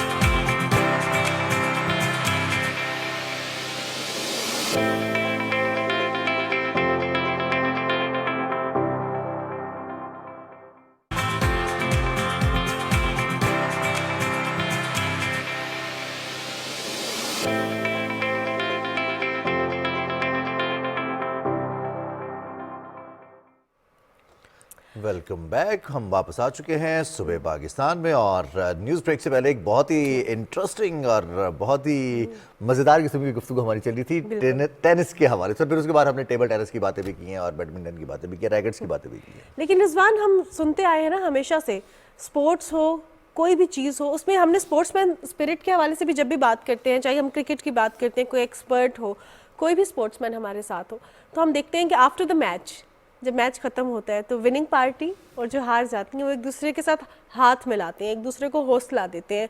माशरे में भी हमें दूसरों की मदद इस सेंस में हमेशा नहीं चाहिए होती कि आपकी बात कट रही है, लेकिन मेरा सवाल है एक छोटा सा कि ये जो स्पोर्ट्समैन स्पिरिट हम किसी से जानेंगे, कोशिश करेंगे कि स्पोर्ट्समैन स्पिरिट तो हिट हो गई, लेकिन अल्लाह ताला ने जो मानूर बात करी है, एक ह्यूमन हमारी फितरत का हिस्सा है कि हम एक दूसरे को सपोर्ट कर रहे हैं, हमारा सपोर्ट सिस्टम मौजूद है, तो اس کو اتنی مقبولیت اس طرح سے کیوں نہیں ملی؟ ہم ہیومن رائٹس کی تو بات کریں تو ہیوی سا لفظ استعمال لگتا ہے ہمیں، لیکن اسپورٹس مین اسپرٹ ایسے جیسے کہ بہت اچھی چیز ہوتی ہے نا، ہے بھی اچھی چیز، لیکن ہمارے اندر وہ فیچرز موجود ہیں جو محمود بات کریں کہ ہم ایک دوسرے کو حوصلہ ہم بڑھاتے بھی ہیں لیکن ہائی لائٹ نہیں ہوتا شاید. بالکل. اور ہم یہ بھی دیکھتے ہیں کہ رضوان وہ مسئلہ ہماری زندگی میں نہیں ہے، کسی اور کی زندگی میں، اور ہم کوشش کرتے ہیں کہ وہ مسئلہ جو ہے وہ ہم ختم کر دیں، کچھ نہ کچھ اپنی کیپیسٹی میں رہتے ہوئے ہم ایسا کریں کہ معاشرے سے وہ چیزیں ختم ہو جائیں جو کہ ہم نے فیس کی ہیں، یا وہ چیزیں جو کسی کو نقصان پہنچا رہی ہیں. کسی کی مدد کرنا، کسی کے لیے آواز اٹھانا، اور اس چیز کے لیے آواز اٹھانا جس سے آپ متاثر نہیں ہو رہے لیکن ایک اور انسان متاثر ہو رہا ہے، یا کوئی جانور متاثر ہو رہا ہے، یا کوئی بھی زیرو متاثر ہو رہی ہے، یہ بہت امپورٹنٹ حتیٰ کہ جذبہ ہے. ماحول اگر متاثر ہو ہے تب بھی لوگ آواز اٹھاتے ہیں. بالکل. اور اگر ہم بات کریں ہیومینیٹیرین ورک کی، اگر ہم بات کریں سماجی کارکنان کی، تو یہ ہمارے معاشرے میں بہت زیادہ ہے، کام بھی کر رہے ہیں، تبھی ہمارا معاشرہ ایک کامیاب معاشرہ ہے. آج بھی ہمارے ساتھ ایک ایسی خاتون موجود ہیں سکینہ ظفر، جو کہ سماجی کارکن ہیں، سوشل ورکر ہیں، اور بہت سی چیزوں پہ کام کرتی ہیں، سوشل ایکٹیوسٹ بھی ہیں. اور خاص طور پہ جو انہوں نے ہمیں بریک میں جب ہم ان سے بات کر رہے تھے تو انہوں نے کہا کہ ڈفرینٹ چیزوں کے حوالے سے، ڈفرینٹ سیگمنٹس کے حوالے سے، اگر ہم اینیمل رائٹس کے حوالے سے بات کریں یا افراد بہا معذوری کے حوالے سے بات کریں، ان کے لیے آواز اٹھانے والے جو لوگ ہوتے ہیں وہ ہمارے ہیروز ہوتے ہیں. اور جب ہم ان سے بات کرتے ہیں تو ہمیں بہت فخر محسوس ہوتا ہے. ہمارے ساتھ آج پروگرام میں سماجی کارکن سکینہ ظفر موجود ہیں. پروگرام میں آپ کو خوش آمدید کہتے ہیں سکینہ. السلام علیکم. وعلیکم السلام. کیسی ہیں؟ Thank you, thanks for having me. Thank you so much for taking out time. Sakina ہمارے ساتھ کراچی سے جو ہے وہ آئی ہیں ہمارے ساتھ پروگرام میں شامل ہونے کے لیے. سکینہ یہ بتائیے گا سماجی کارکن ہونا کتنا ضروری ہے ہر انسان کے لیے؟ دیکھیے ہر کوئی ادھر اپنے لیے جی رہا ہے، مگر بہت سارے مطلب بہت کم لوگ ایسے ہیں جو دنیا کے لیے جیتے ہیں، کچھ لوگوں کے لیے کرنا چاہتے ہیں. ہمارے پاس بہت بڑا نام جو تھا وہ عبدالستار ایدھی صاحب کا تھا. ان کے ساتھ ساتھ انہوں نے ایک اسٹیپ لیا، ان کے ساتھ ان کی پوری فیملی انوالو ہوئی. جیسے کہ آپ نے دیکھا ان کی جو بلقیس ایدھی صاحب، اب ان کا بیٹے ہیں. بالکل ان کے بیٹے ہیں. اس کے ساتھ بہت زیادہ نام ہے ہمارے ساتھ. اور میں آپ کو بتاؤں ایز اے پاکستانی ہمارے یہاں یہ جو جذبہ ہے نا، آپ نے زلزلے دیکھے ہوں گے، بہت ساری چیزیں دیکھے ہوں گے، بہت زیادہ کوٹ کے بھرا ہوا ہے جو پارٹیسپیٹ کرتے ہیں، یعنی ان میں جذبہ ہے کہ ہم لوگوں کے لیے کچھ کریں. تو یہ ایز اے پاکستانی تو مجھ میں اس لیے آیا ہے کہ میرے فادر کی طرف سے آیا. میرے فادر بہت زیادہ تھے وہ لوگوں کی ہیلپ وغیرہ کرنا، تو مجھے ایسا ہوتا ہے کہ میں کچھ اپنا آؤٹ پٹ دوں، صرف اپنے لیے نہیں، کیونکہ میری الحمدللہ فلفل ہے ساری چیزیں، تو کیوں نہ باہر نکل کے کچھ لوگوں کے لیے کام کیا جائے، اسپیشلی جو ہے ڈسیبل بچوں کے لیے. تو سکینہ صاحب اب سب سے پہلے تو ہم بات کریں نا کہ ہم معاشرے کی بات کرتے ہیں، سماج کی بات کرتے ہیں، سسٹم کی بات کرتے ہیں، یہ ساری انٹر کنیکٹڈ چیزیں ہیں. سماج کو سمجھنا، پھر اس سماج کے مزاج کو سمجھنا مشکل نہیں ہو جاتا کہ آپ کس کے لیے کیا کریں؟ لوگوں کو بعض اوقات ایسی باریک بات بھی بتانا پڑتی ہے، سمجھانا پڑتی ہے کہ یہ کسی کا بنیادی حق ہے، آپ اس کی خلاف ورزی کر رہے ہیں. ایگزیکٹلی. دیکھیے کچھ پہلے تو دیکھیے ہمیں یہ ورڈ سمجھنے کے لیے بہت ضروری ہے. ہمارے یہاں دیکھیے ایک سوشل ورکر ہوتا ہے اور ایک ہوتا ہے سوشل ایکٹیوسٹ. ان دو ڈفرینس بٹوین کیا ہے؟ وہ یہ ہے کہ سوشل ورک جو ہے آپ کی اس طرح سے ہیلپ کرتا ہے کہ آپ کے پاس کوئی چیز نہیں ہے یا کوئی آپ کو پیسوں کی کمی ہے، رینٹ میں کوئی ایشو ہے، کوئی بھی چیز ہے وہ آپ کو پرووائڈ کرتا ہے. لائک وہ این جی او کے سسٹم میں ہو یا اس کے کسی اپنے اس پہ ہو، وہ اپنے لیول پہ کوشش کرتا ہے. سوشل ایکٹیوسٹ وہ ہوتے ہیں جو سوشل ایشوز پہ آواز اٹھاتے ہیں ہر پلیٹ فارم میں آگے. جیسے میں آپ کے پاس آئی ہوں، ہم بات کر رہے ہیں، ڈسکس کر رہے ہیں، تو اس کو ڈفرینس بٹوین جو ہے وہ ہمیں کرنے کی بڑی زیادہ ضرورت ہے، کیونکہ بہت کنفیوز ہو جاتے ہیں لوگ اس کے اندر آ کے نا. تو اب ہمارے یہاں یہ ہوتا ہے کہ جیسے کوئی بھی آئے، اب جیسے فار ایگزامپل میں ایز اے سوشل ایکٹیوسٹ ہوں، وومن امپاورمنٹ پہ بھی کام کرتی ہوں، تو اب اس کا مطلب ہرگز مطلب یہ نہیں ہے کہ اللہ نہ کرے کسی عورت کی ڈیورس ہو رہی ہے، کوئی مسائل ہے تو اس کو میں حل کروں، اس کے لیے لائر ہے. صحیح نا؟ یہ چھوٹی چھوٹی چیزیں ہیں جس کو ہمیں بہت زیادہ ہائی لائٹ کرنے کی ضرورت ہے. خواتین یہ بھی آ جاتی ہیں کہ آپ ہماری مالی مدد کر دیں، یا مرد حضرات آ جاتی ہیں. ہمیں جابس کے بڑے مجھے جو جتنے بھی ان باکس آتے ہیں نا وہ جابس کے حوالے سے بہت آتے ہیں. تو اب میں جہاں تک ہم ہیلپ کر سکتے ہیں، کیونکہ دیکھیں ہم بھی ریفر کر سکتے ہیں آگے، کیونکہ ہم تو نہیں پرووائڈ کر سکتے نا ہر ایک کو. بہت سارے یعنی یہ نمبرز جو ہیں آپ کو پتہ ہے کہ جو جن کے پاس جابس نہیں ہیں وہ بہت زیادہ ہیں. تو ہمیں جو ہے وہ لوگوں کو یہ سمجھنے کی ضرورت ہے کہ یہ دونوں ڈفرینٹ چیزیں ہیں. سکینہ صاحبہ، لیکن آواز اٹھانا کسی بھی مسئلے کا ایک فرسٹ سٹیپ ہوتا ہے حل کی جانب. جب آپ آواز اٹھاتے ہیں تو پھر ورکرز آگے آتے ہیں اور کام کرتے ہیں، تب معاشرے کو پتہ چلتا ہے کہ یہ ایک پرابلم ہے اور ہم سب نے اس کو مل کے سالو کرنا ہے. آپ نے کہا افراد باہ معذوری میں بچوں کے لیے کام کرتی ہیں، آپ آواز اٹھاتی ہیں، اس کے علاوہ کون کون سے آپ کے ایریا آف فوکس ہیں؟ جیسے کہ میں نے آپ کو بتایا وومن امپاورمنٹ پہ کام کرتی ہوں، ڈسیبل بچوں پہ کام کرتی ہوں میں، اور جہاں تک جیسے ہماری یوتھ ہے، یوتھ امپاور کے لیے بھی کام کرتی ہوں. لائک ہمارا جو سیشن ہوتا ہے وہ میں بہت زیادہ فوکس کرتی ہوں اس کو کہ ایڈکشن کیا ہے. جسٹ اونلی یہ نہیں کہ ڈرگز ہیں، وہ ایڈکشن جو ہے ہمارے یہاں موبائل کی جو آج کل عادت ہوئی ہوئی ہے نا، ہر بچہ جو موبائل لے کے بیٹھ جاتا ہے، جو اس کا قیمتی ٹائم ہوتا ہے جس کو وہ بہت اچھے سے فوکس کر کے دیکھیں. موبائل آپ یوز کریں، اس کی منع نہیں ہے، مگر اس پہ آپ ریلز دیکھے جا رہے ہیں. فار ایگزامپل ٹک ٹاک دیکھ رہے ہیں، وہ دیکھے جا رہے ہیں، تو اس کا حل کیا ہے؟ یعنی آپ پورا دن لگا دیتے ہیں اور حاصل کچھ بھی نہیں ہے. آپ کریں اس کو، دیکھیں اس میں بہت ساری اپلیکیشنز ایسی بھی ہیں جس میں آپ اس کو ارن کر سکتے ہیں یا کچھ سیکھ سکتے ہیں بہتر. تو میرا یہی پیغام ہوتا ہے. تو میں یہ پورا ایریا جو ہے نا اس کو فوکس کرتی ہوں. یوتھ کے لیے بھی وومن امپاورمنٹ، ڈسیبل بچے، ہم دارالسکون کے ساتھ کام کر رہے ہیں، ایونٹ آرگنائز کرتی ہوں، سیمینارز کرواتی ہوں یوتھ کے لیے. سکینہ صاحبہ، اپنے یہاں کے لوگ آپ تک اپروچ کرتے ہیں، میسج بھیج دیتے ہیں، کسی کو جاب چاہیے، کسی کا مسئلہ ہے. جب کوئی انسان پرابلم میں ہوتا ہے تو اس کو جو سب سے پہلی اس کی ضرورت ہوتی ہے وہ یہ کہ اس کو سننے والا یا اس کے کندھے پہ کوئی ہاتھ رکھنے والا چاہیے ہوتا ہے. یہی سوشل ورکر بعد میں آتا ہے، سوشل ایکٹیوسٹ اس حوالے سے پہلے اس کی آواز سن بھی لیتا ہے. بالکل. اتنے زیادہ مسائل، مختلف لوگوں کے مختلف مسائل ہیں، ان کو سننا، سمجھنا، پھر ان کو اسی طرح سے پروسیس کر کے آگے ان کے لیے آواز اٹھانا پرسنالٹی کو متاثر نہیں کرتا، اپنے ذہنی سکون کو متاثر نہیں کرتا ہے. دیکھیں میں اس کی مثال آپ کو کچھ اس طرح دوں گی کہ جیسے ڈاکٹر ہیں، ڈاکٹر کے پاس ہم جاتے ہیں، ہمیں پہلے ہو رہا ہوتا ہے بس ڈاکٹر کے پاس جائیں. جیسے کچھ ڈاکٹرز ایسے ہوتے ہیں جن کے پاس آپ جائیں تو آپ بھول جاتے ہیں، مطلب اوکے آ جاتے ہیں. دوائی تو بعد میں آتی ہے، اس کے بعد ہم نے اپنا دل کی بات بتا دی، رائٹ، کہ وہ ہم سمجھتے ہیں کہ بھئی یہ ڈاکٹر ہے، اسی کو ہمیں اپنے دل کی بات بتانی ہے، یہ سمجھے گا اور یہ ہمیں ڈائگنوز کر دے گا کہ یہ آپ کو مسئلہ ہے، آپ یہ کر لیں. پھر میں نے خود ایکسپیرینس بھی کیا ہے یہ چیز، اور بہت لوگوں سے سنی ہے کہ ہم بس وزٹ کر کے آ گئے، ہم اوکے ہو گئے. تو اس طرح یہی ہوتا ہے کہ جیسے میں سب سے بڑی مثال آپ کو یہ بھی دوں گی کہ ہم اگر کوئی تکلیف ہوتی ہے اپنی امی کے پاس جاتے ہیں سب سے پہلے اور ان کو اپنے دل کا حال بتاتے ہیں، جو بھی ہمارے کلوز ہوتا ہے. اب ان کا کیا، جن کے کلوز کوئی بھی نہیں، جن سے آپ ڈسکس نہیں کر سکتے. بہت سارے لوگ ہوتے ہیں جس سے اپنی دل کی بات نہیں کر سکتے، تو کچھ لوگ جن کا کوئی بھی نہیں ہوتا. پھر میں مثال دوں گی ایسے اولڈ ایج ہوم ہے. ہاں، اولڈ ایج ہوم کے لیے بھی کام کرتی ہوں. آپ جو مجھے پوچھ رہی تھی نا، تو وہ بوڑھے لوگوں سے میری بڑی انسیت ہے، ان کے ساتھ میں بڑا کمفرٹیبل رہتی ہوں، ان کے لیے بھی میں کام کرتی ہوں. تو ہم اپنے لوگوں کے پاس جاتے ہیں اور ان سے بہت دل کی بات کرتے ہیں. ہمارے پاس بھی کچھ ایسے لوگ آتے ہیں، خواتین آتی ہیں، بچے آتے ہیں، یوتھ آتی ہے کہ دیکھیں میم ہمیں یہ ایشو ہے، تو ہم ان کو ایڈوائز کر سکتے ہیں، کسی کو ریفر کر سکتے ہیں، کچھ مسئلے ہم حل کر سکتے ہیں تو وہ ہم حل کر کے. سکینہ صاحبہ، آپ ویمن امپاورمنٹ کے لیے کام کرتی ہیں، معاشرے میں کتنا ضروری ہے ویمن امپاورمنٹ کو فروغ دینا، اس کے لیے کام کرنا، آواز اٹھانا؟ دیکھیے میں سمجھتی ہوں کہ وومن امپاورمنٹ صحیح ہے، مگر یہ جو ہے نا عورتوں کے لیے جو چل پڑا ہے، وہ جو کہتے ہیں نا اپنی روٹی خود بناؤ، اور یہ سسٹم مجھے سمجھ نہیں آتا. جو لبرل ہونا چاہیے مگر اتنا نہیں ہونا چاہیے. دیکھیے خدا نے ایک چیز جب ہمیں بتا دی گئی ہے کہ مرد ایک قدم، عورت جو ہے وہ ایک قدم پیچھے اور مرد ایک قدم آگے، تو اس کو تھوڑا سا ہم لے کے چلنا چاہیے.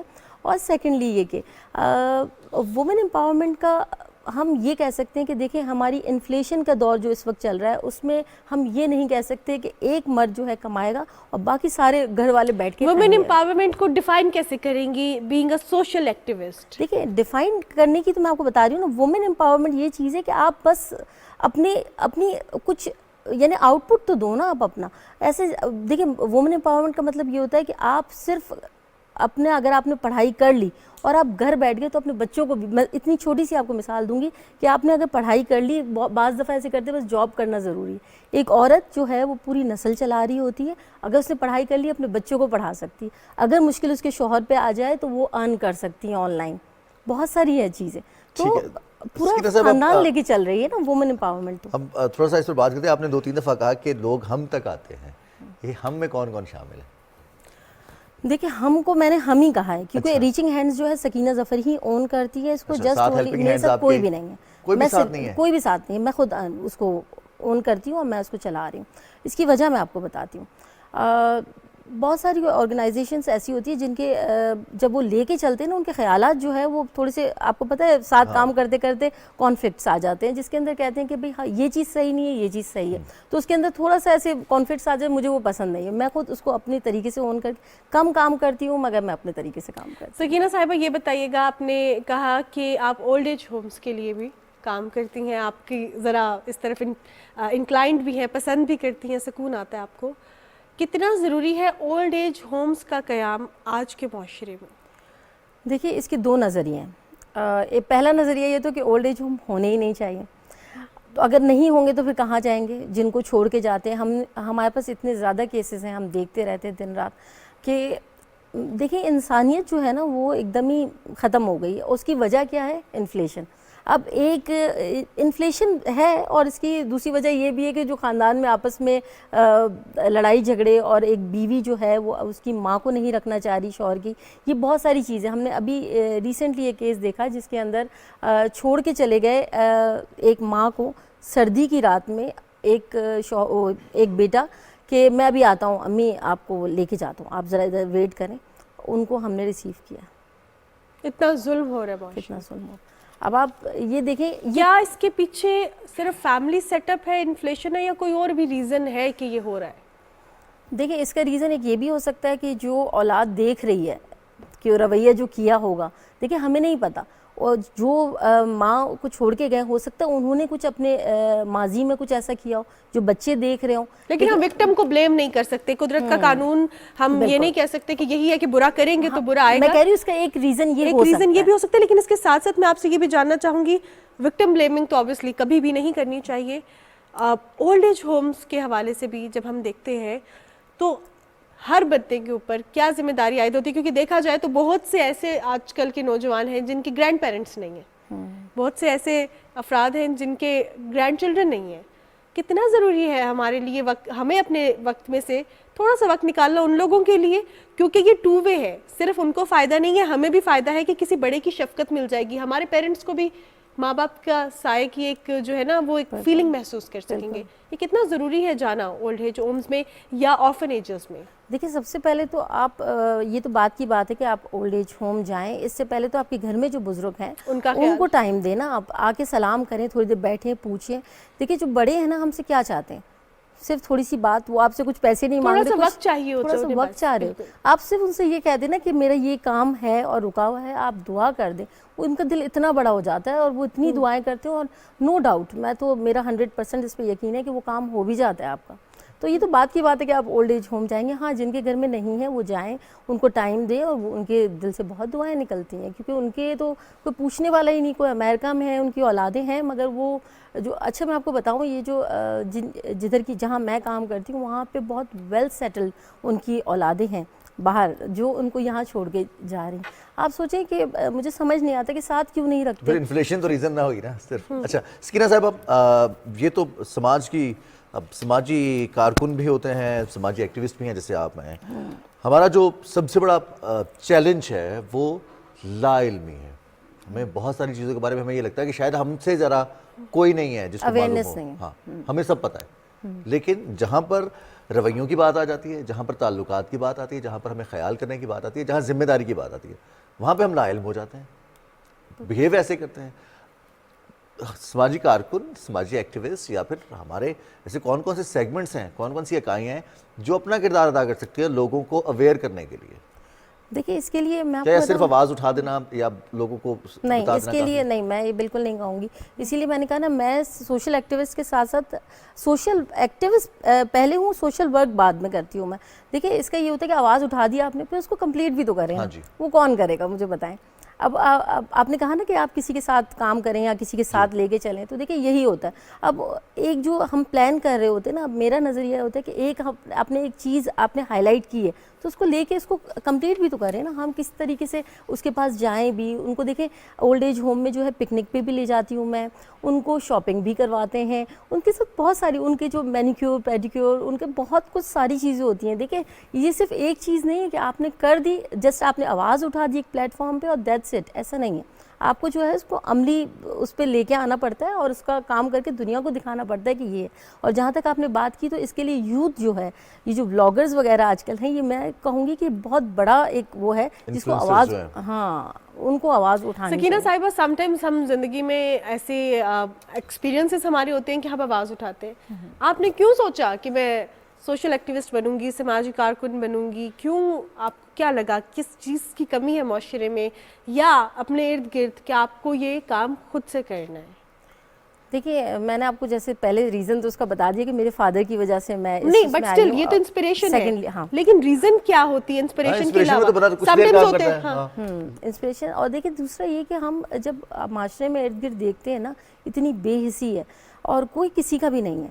مطلب ایک کسی کو اب اچھا میں آپ کو ایک بات بتاؤں، ابھی ہمارے پاس بیگرز گھوم رہے ہوتے ہیں نا، اتنے فیک ہیں، اس قدر فیک ہیں کہ آپ کو اگر کسی کو ریئل میں بھی ضرورت ہو نا تو وہ کس طرح یقین دلائے اور ہم کس طرح یقین کر لیں کہ وہ نیڈی ہے. مجھے بتائیں کیسے ہوگا؟ ہم تو نہیں اس کو ڈفرینس آؤٹ کر سکتے نا کہ یہ ریئل ہے یا نہیں ہے. تو اسی طریقے سے کہ جب ہم کام کر رہے ہوتے ہیں، ہم لوگوں کو دیکھ رہے ہوتے ہیں، اس کے اندر سے حقیقت نکالنا ہی ریئل وہ ہوتا ہے. کہ اگر فار ایگزامپل میں کسی اولڈ ایج ہوم میں کام کر رہی ہوں، صحیح ہے، اس کے اندر میں نے دیکھا کہ اب وہی والی بات ہے، وکٹم کو آپ وہ نہیں کر سکتے. آپ کیسے اس کو بلیم کرو گے کہ نہیں آنٹی یہ کوئی چیز ہے جس کی وجہ سے آپ یہاں پہ ہو، یہ تو نہیں کہہ سکتے ہم. اس کے بعد ہم اپنے اندر ہی تجزیہ کر رہے ہوتے صحیح غلط کا، کیونکہ دیکھیں ووکل ہونا صحیح بات ہے، مگر غلط طریقے سے غلط پلیٹ فارم پہ ووکل ہونا وہ بہت ہی آپ کے لیے مشکلات بھی پیدا کر دیتا ہے اور سامنے والے کو ہرٹ بھی کر دیتا ہے. اور اگر سامنے والا ہرٹ ہو گیا تو پھر آپ کی اتنی محنت کا فائدہ ہی کیا ہے؟ مجھے بتائیں. تو ہم جب کام کر رہے ہوتے ہیں نا تو صحیح غلط کا فیصلہ خود کر رہے ہوتے ہیں. اور جب میں جہاں تک میرے کام کرنے کی بات ہے، مجھے صرف اور صرف یہ معاشرہ جو ہمارا جس طرف یہ میں کراچی بیسڈ ہوں تو میں نے کراچی ہی موسٹلی دیکھا ہوا ہے. اور کراچی میں جو میں چیزیں دیکھتی ہوں، یہ بیگرز ہے، یوتھ ہے. اور جو مجھے بیسکلی خیال آیا تھا یہ کام کرنے کا اپنے کیونکہ میرے بھی 2 بچے ہیں اور میں یوتھ کی ہی پیرنٹنگ اس پہ سر انجام دے رہی ہوں، تو مجھے جو یہ ایڈکشن کے اوپر سے خیال آیا تھا، پھر مجھے بوڑھے لوگوں سے کافی لگاؤ ہے، تو میں ان سب سیٹ اپ کو دیکھ کے میں آگے بڑھی تھی اور میں نے کہا تھا نہیں اس کے لیے مجھے کچھ کرنا ہے. تو اب تو چونکہ سوشل میڈیا ہے اور سوشل میڈیا پر ہمارے بہت سارے ایسے جاننے والے ہوتے ہیں جو ہمارے جاننے والے نہیں ہوتے، لیکن ہم بہت سارے ایسے لوگ ہوتے ہیں جو ہمارا حوصلہ بڑھاتے ہیں، جن کو ہم شاید پرسنلی فزیکلی ان سے نہیں ملاقات ہوئی ہوتی.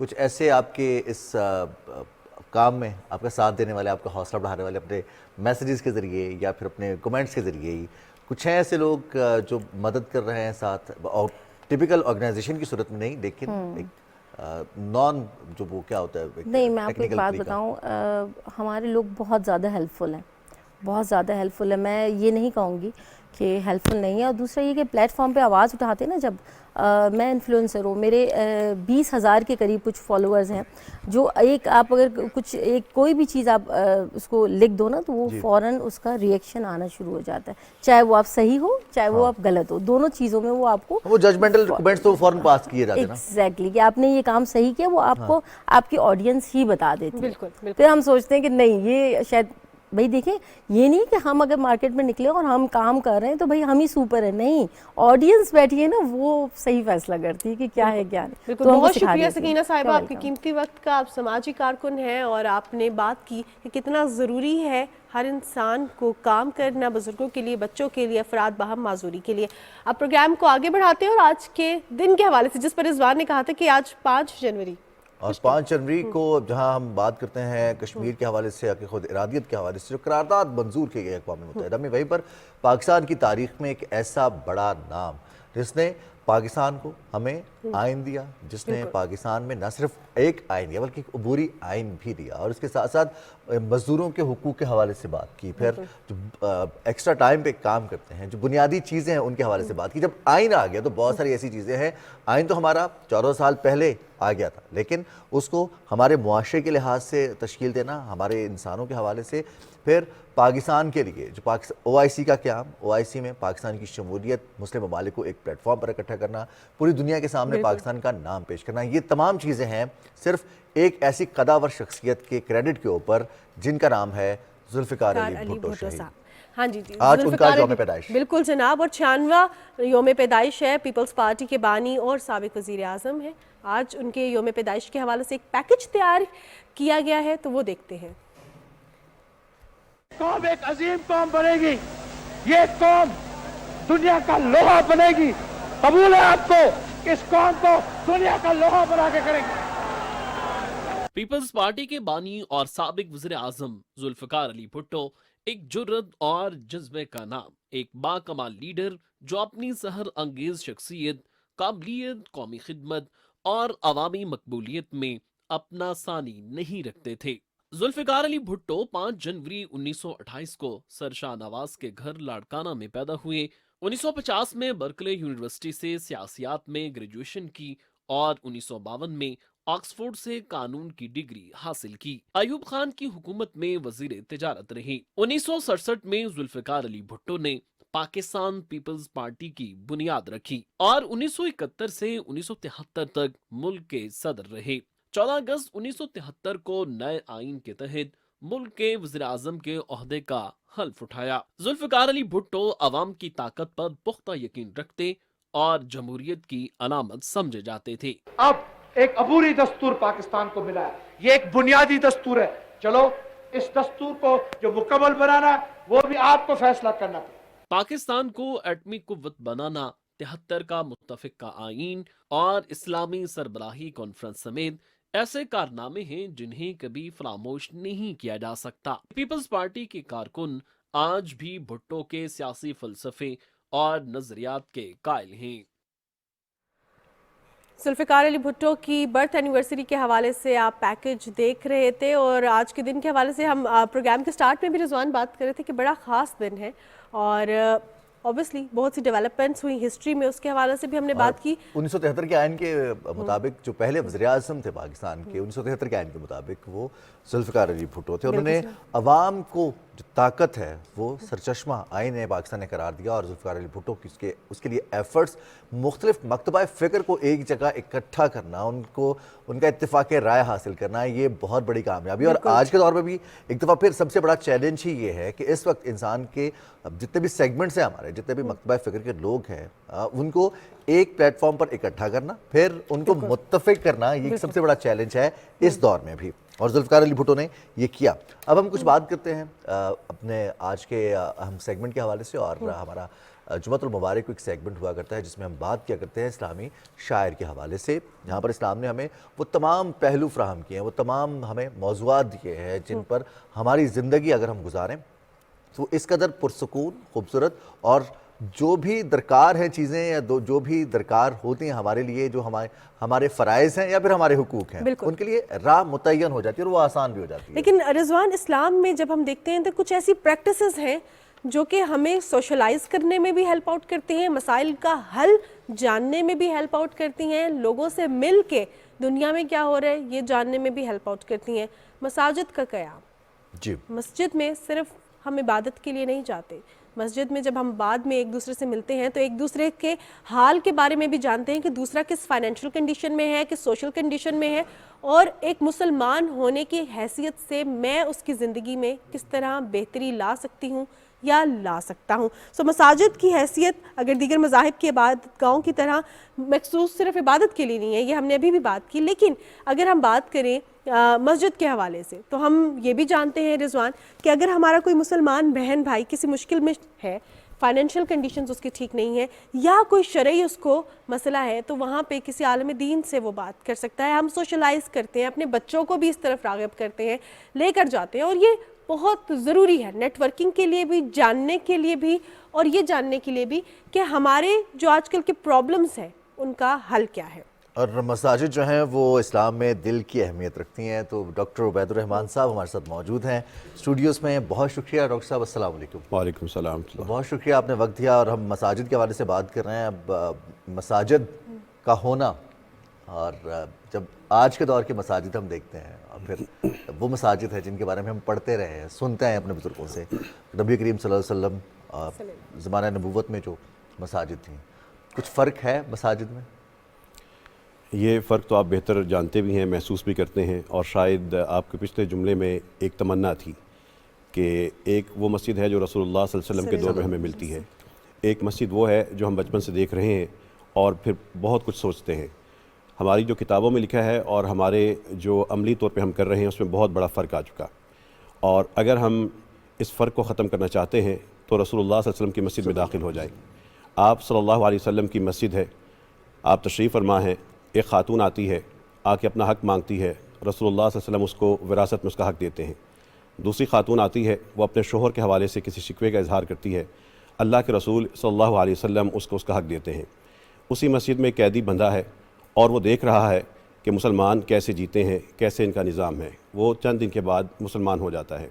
اسی مسجد میں رسول اللہ صلی اللہ علیہ وسلم نے ایک اپنے زخمی صحابی کو رکھا ہے, اس کی عیادت کر رہے ہیں, اور حضرت قعیبہ ایک خاتون ان کی تیمارداری کرتی ہیں. اسی مسجد میں لشکر تیار ہوتے ہیں, اسی مسجد میں اللہ تعالیٰ کے رسول صلی اللہ علیہ وسلم کی طرف سے مستحقین اور یتیموں کے لیے امداد کا بندوبست ہوتا ہے. مسجد ایک عمارت کا نام نہیں, مسجد ایک گلستان ہے جس میں ہر قسم کا پھل پایا جاتا ہے. مسجد وہ ریاست ہے جو اپنے ارد گرد موجود لوگوں کو ہر قسم کا ریلیف دے سکتی ہے. آپ مجھے انسان کی کوئی تکلیف بتائیں, اس کا مسجد سے میں آپ کو حل بتا دوں گا. ہمارے معاشرے میں طلاق بڑھ رہی ہے, مساجد طلاق روک سکتی ہیں, صلح کروا سکتی ہیں. ہمارے علاقوں میں, ہمارے ملک میں بھوک بڑھ رہی ہے, غربت میں اضافہ ہو رہا ہے, مساجد ان لوگوں کو کھانا کھا سکتی ہیں, دسترخوان لگا رہی ہیں اور لگانا چاہیے. ہمارے ہاں جو صحت کا نظام ہے وہ مثالی نہیں ہے. ہم مساجد کے ذریعے بہترین مثالی نظام صحت قائم کر سکتے ہیں. بیمار کو ہسپتال جانے کی ضرورت کیوں ہو اگر ہماری مساجد میں ایک ڈاکٹر بیٹھا ہو اور فارمیسی ہو. ہمارے ہاں جو ایمرجنسی کیسز ہیں اس کے لیے ہم ایمبولینس دائیں بائیں تلاش کرتے ہیں. ہم مساجد کے باہر ایک ایمبولینس کھڑی کیوں نہیں کرتے؟ ہر شخص کو پتہ ہو کہ ایمرجنسی ہو تو میرے محلے کی مسجد کی ایمبولینس مجھے آئے گی اور فوری لے جائے گی.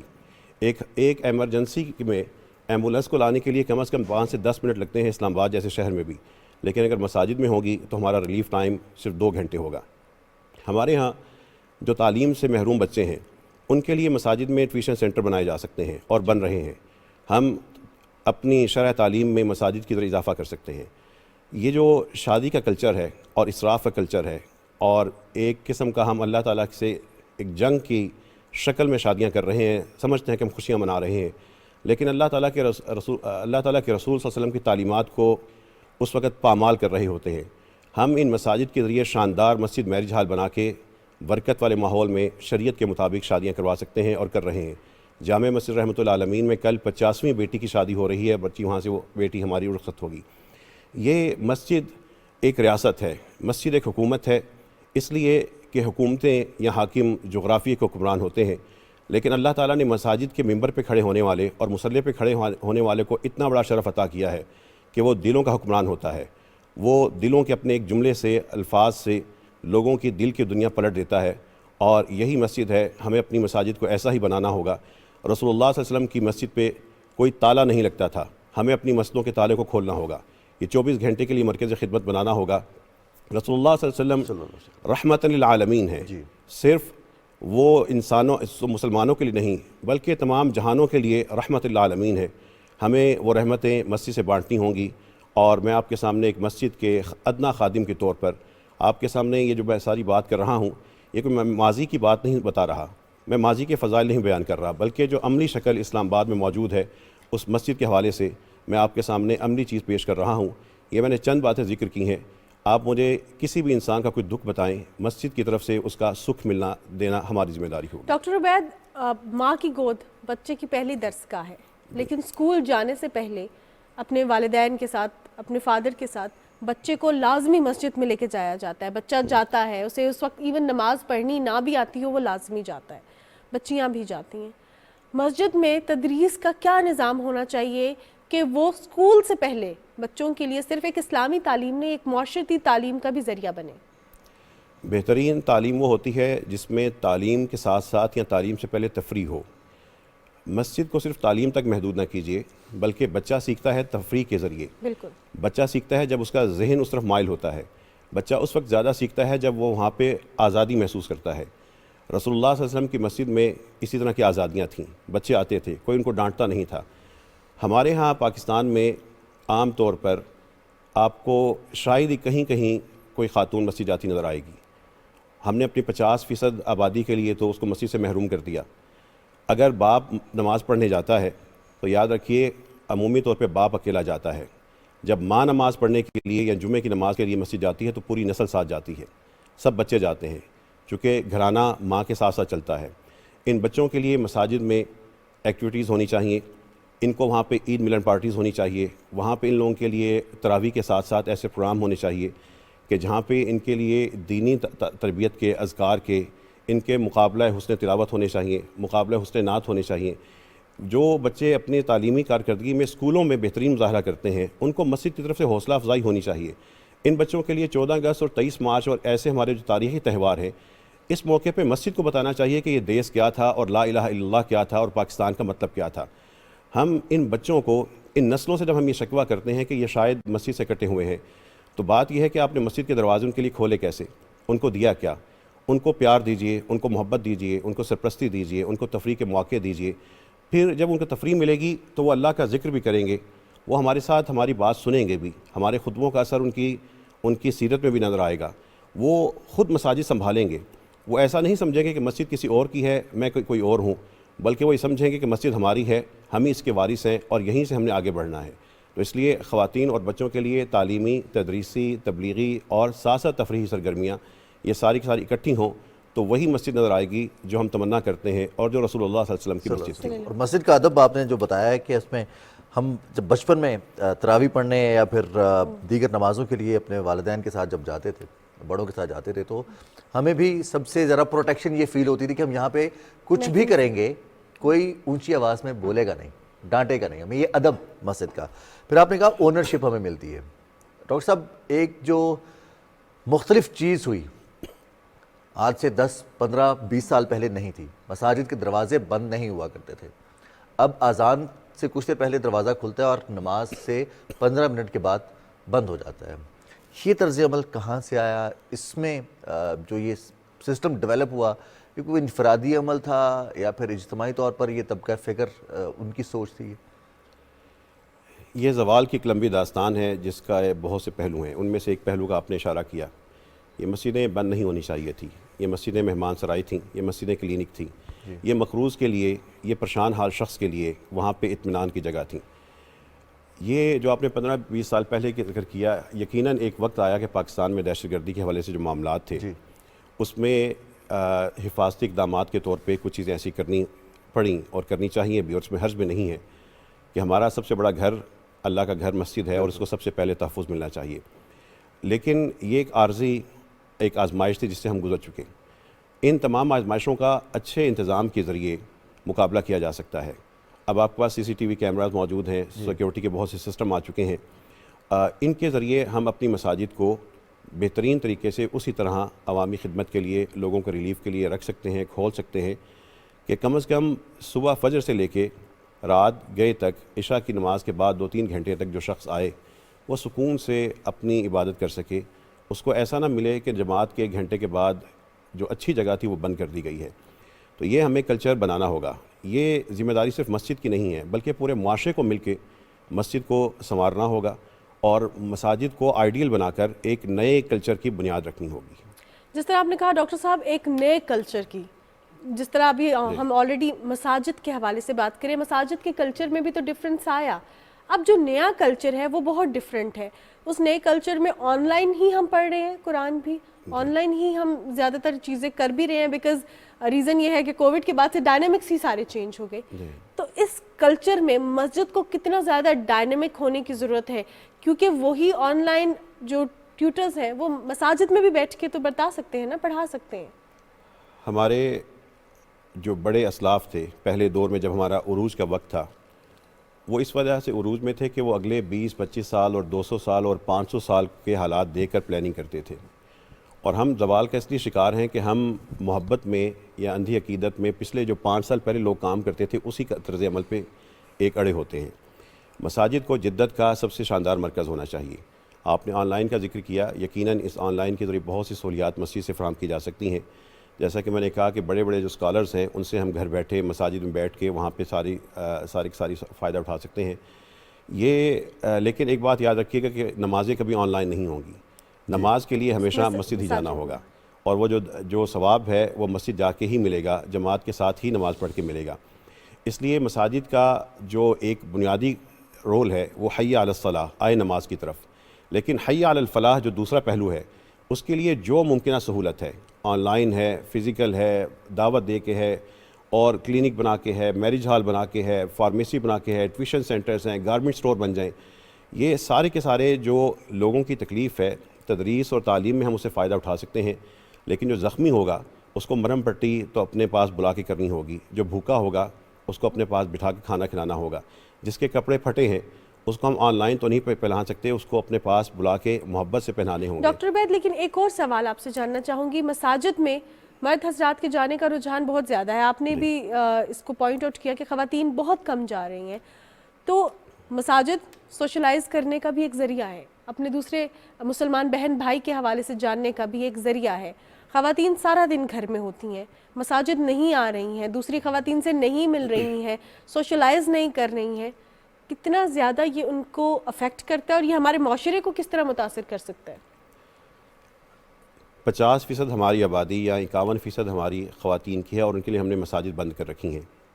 اس کی میں عملی شکل آپ کو بتا دیتا ہوں کہ مساجد میں خواتین کے لیے کم از کم نماز جمعہ کا اہتمام کیجیے۔